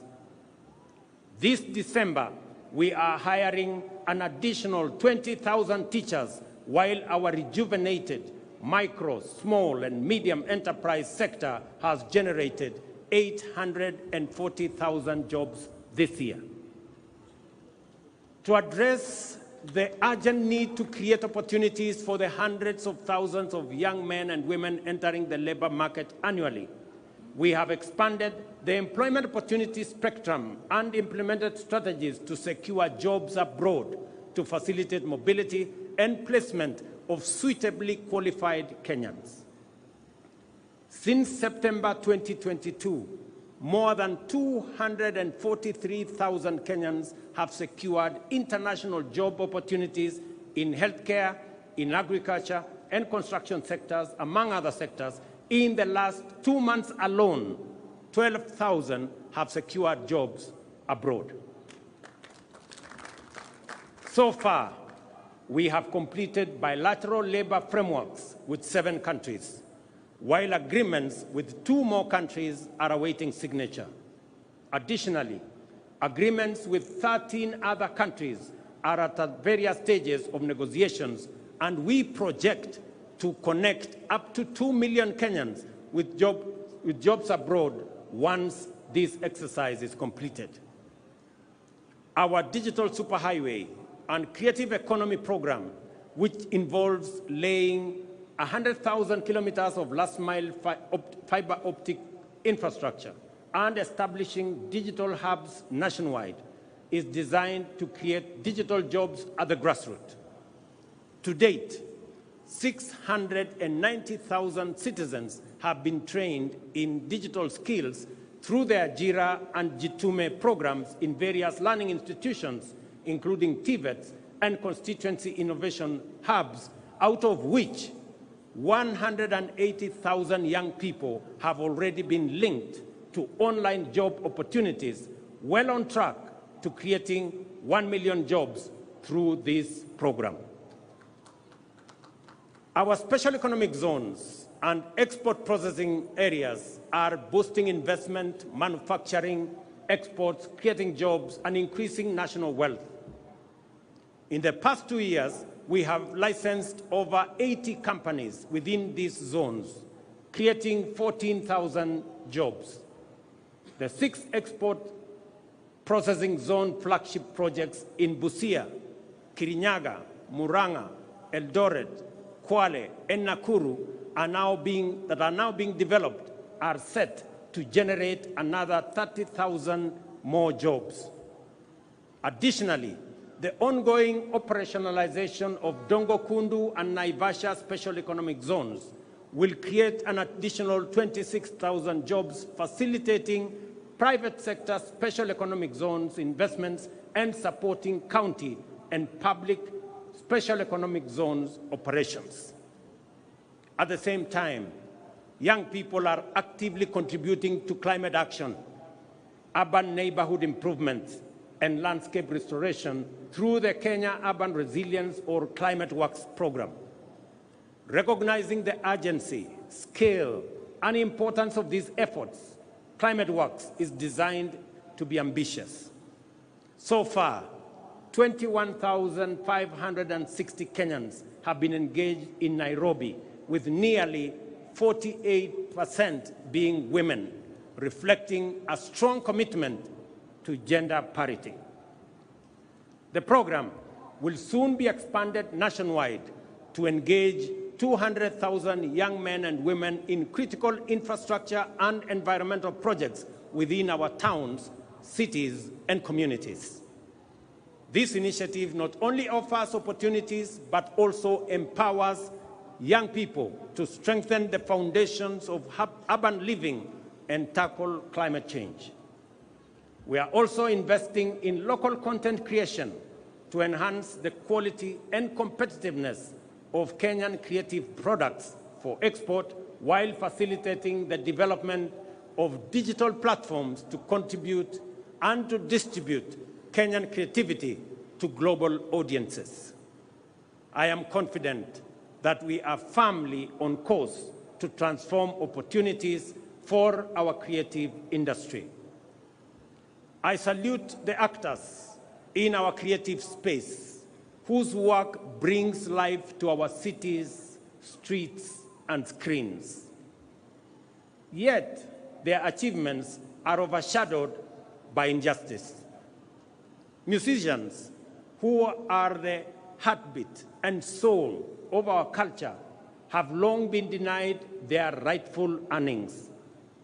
It is unacceptable that an artist earns as little as 10,000 shillings a year, while those tasked with collecting their royalties pocket millions monthly. This injustice, ladies and gentlemen, must end.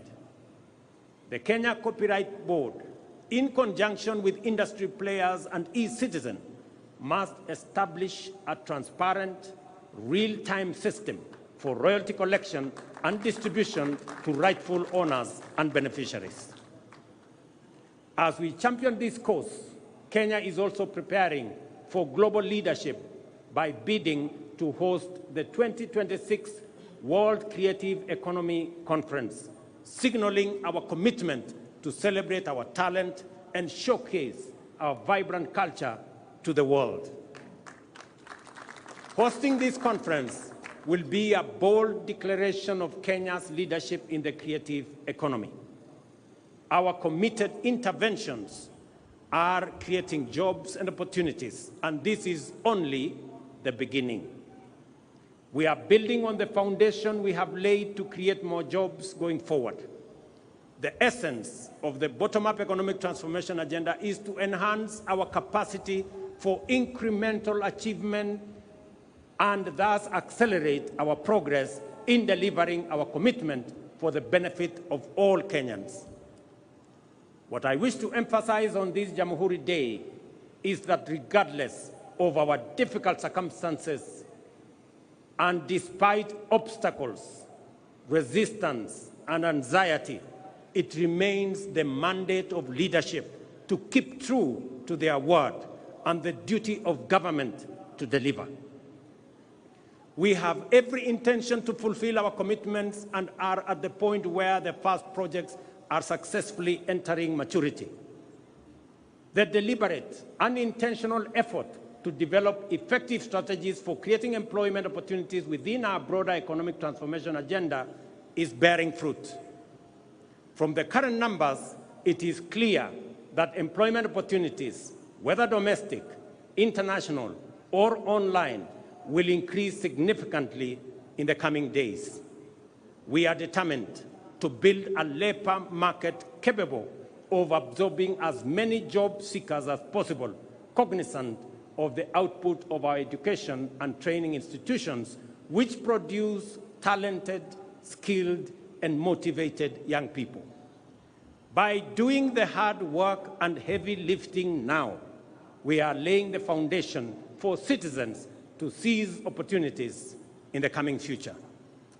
As we do this, let us reflect on the lessons of history and rise above our political differences to deliver for Kenya. Those who came before us overcame far more turbulent divisions to score a historic victory whose everlasting legacy benefits us today and will endure for posterity. As they fought hard to reclaim our sovereignty, the enemies of our freedom deployed state-of-the-art technologies of the time, the radio and the aeroplane, to disseminate disinformation and propaganda. This was meant to discourage, trick, and deceive people that freedom fighters had been defeated and their leaders been captured and neutralized. Our heroes and heroines were not deterred, and inspired by the righteousness of their cause and the transformational moment they were in, soldiered on courageously. On 12th December, therefore, every Kenyan witnessed their vindication as our majestic flag rose, and collectively we reclaimed our proud Jamhuri. Jamhuri Day is also a moment for Kenyans to expose the fake news aimed at discrediting our ambition, sabotaging our hope, and seeking to dampen our resolve. I have no doubt that the National Economic Transformation Agenda will succeed and deliver for the people of Kenya. I have no problem with discourse, criticism, and alternative proposals. In fact, I welcome them and listen to feedback in order to learn, improve, and become better. At the same time, I see clearly that a lot of what passes for fact are actually falsehood, and that most opposition is based on inaccurate representations and sometimes outright disinformation. We are at the stage in our social development when digital technologies have immense capacity to amplify disinformation, magnify fake news, and distort facts beyond all recognition. If we give in to these emerging negative trends, we shall pay with our freedom, democracy, and development. I therefore urge all Kenyans to participate fully in our democratic discourse, even as we work hard in nation building. At all times, let us endeavor to engage on the basis of truth. Failure to do so will take us down the path of negativity, tear us away from the values we cherish, and turn us into a people estranged from unity, who sabotage development, undermine democracy, and destroy our republic in pursuit of political expediency. When we say that the cost of basic commodities has come down, it is a fact. When we say that inflation has come down, it is a fact. When we say that our farmers are producing more and better, it is a fact. When we say that Kenyans who have registered for Taifa Care are receiving better services than before, it is a fact. We encourage everyone, including our critics, to engage on the basis of facts and the truth.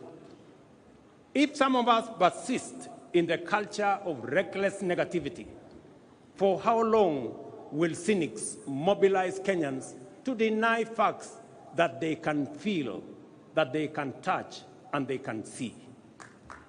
What will they say in a few weeks' time when we begin to give keys to new homeowners of our affordable housing units?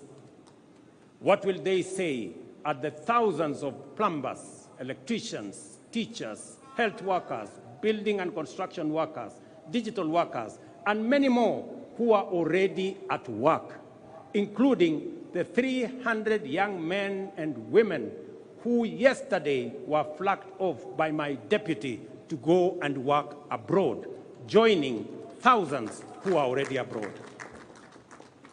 Ladies and gentlemen, I am confident in the future of our nation and the capacity of our national transformation agenda to deliver, because I appreciate the strategies we have put in place, the work underway, and the commitment of our people and their motivation to make their contribution. I count myself as one of the many millions of Kenyans who want the best for our nation and all its people, and are committed to putting in the effort required to make our dreams come true. We are driven by strong hope and unwavering optimism, as well as unfailing desire to reach for a better tomorrow. It is confidence based on understanding, hope built on truth, and optimism that stands on the firm foundation of facts. We must do all we can to maintain the essential character of our republic as an open and free democratic society. This implies that we must also do all we can to ensure that our political competition and rivalry never degenerates into contest to assault democracy, oppose development, and demoralize the people. We must remember that whatever else sets us apart, we are united by a desire to achieve the best for Kenya and its people. With this in mind, we must promote inclusion and broaden our platform for collective engagement to allow articulation of diverse viewpoints and the expression of fresh, new, and bold approaches. To be transformational, we must be ready to transform ourselves and our strategies on a continuous basis. I will continue to reach out to Kenyans of all walks of life, regardless of their ideological persuasion, to maximize the cross-pollination of the flower of our republic and guarantee robust seeds for future seasons. You must never underestimate your power as citizens and your ability to create positive change individually and all of us collectively. Over time, we have made gradual and steady changes to many of the economic development strategies in order to take on board feedback from the people.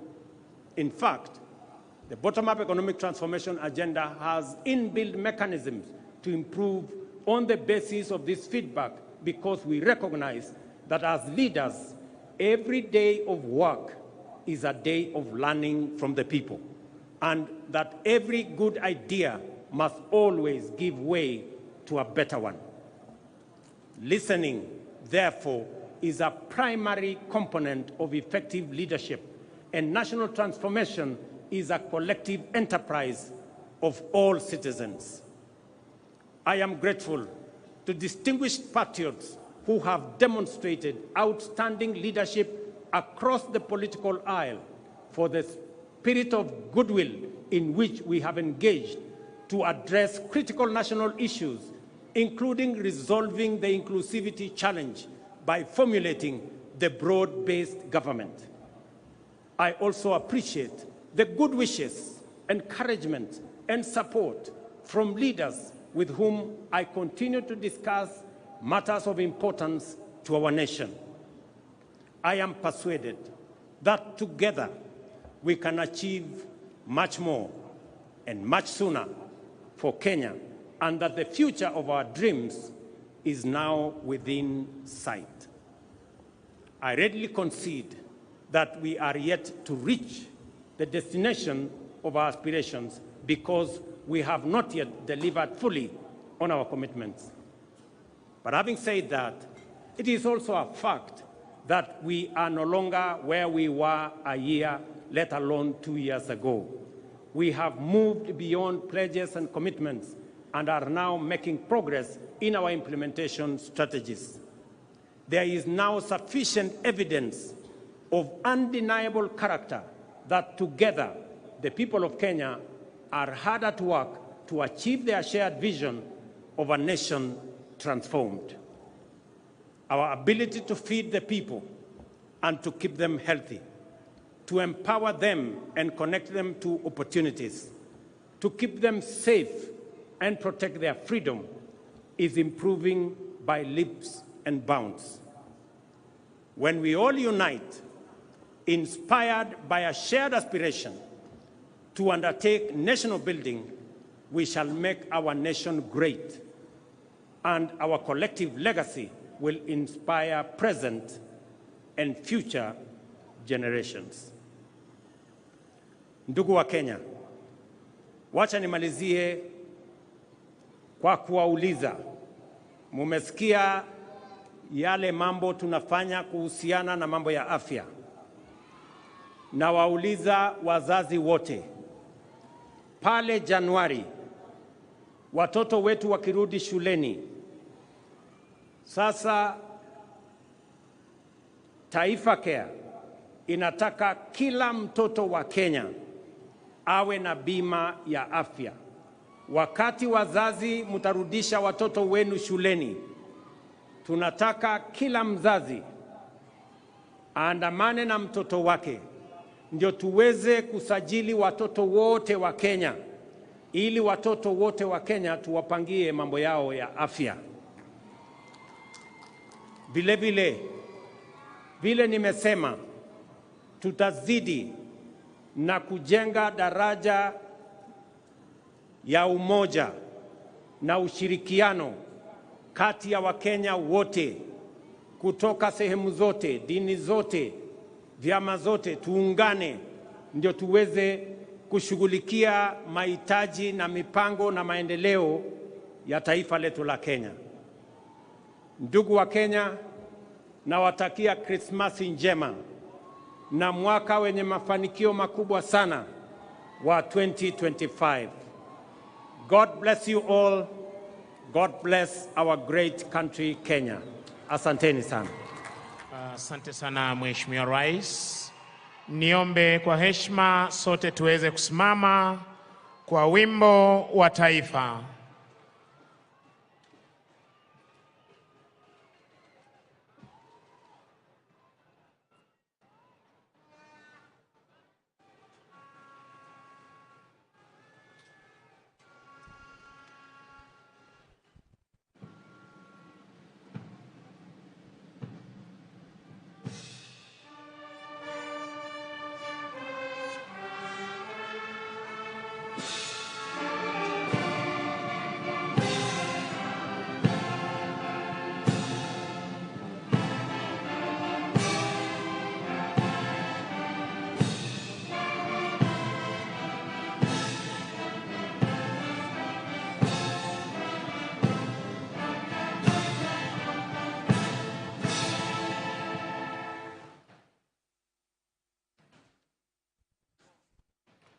Basi wananchi wazalendo, tutulie ili niweze kumpisha mwenzangu aweze kutupa itifaki ya kufumukana mahali hapa. Kwako Gitone. Naam, ningependa kuchukua fursa hii kutambua kwamba nafasi hii tutampisha Mheshimiwa Daktari William Samoei Ruto, Rais wa Jamhuri ya Kenya na Amiri Jeshi Mkuu wa Majeshi ya Ulinzi pamoja na Mama Taifa, akisindikishwa na Mkuu wa Majeshi ya Ulinzi Jenerali Charles Kahareri. Nafasi hii kwa heshima kuu tampisha Mheshimiwa Rais kuweza kuondoka pamoja na mgeni wake Mheshimiwa Rais wa Jamhuri ya nchi ya Gambia, Mheshimiwa Adama Barrow, ili kuweza kuingia katika sehemu ya pili maamkuli ya mchana. We announce the exit procedures. We will give an opportunity for His Excellency the President of the Republic of Kenya and the Commander-in-Chief of the Defense Forces to leave, escorted by the CDF, and also our visiting Head of State, His Excellency Adama Barrow, the President of the Republic of the Gambia. Ataondoka sasa Mheshimiwa Daktari William Ruto, Rais wetu, pamoja na Mama Taifa, wakisindikishwa na Mkuu wa Majeshi ya Ulinzi. Baada ya hapo mgeni wetu atakapoondoka, kisha nitampisha Naibu wa Rais kuweza kuondoka pamoja na ujumbe wake.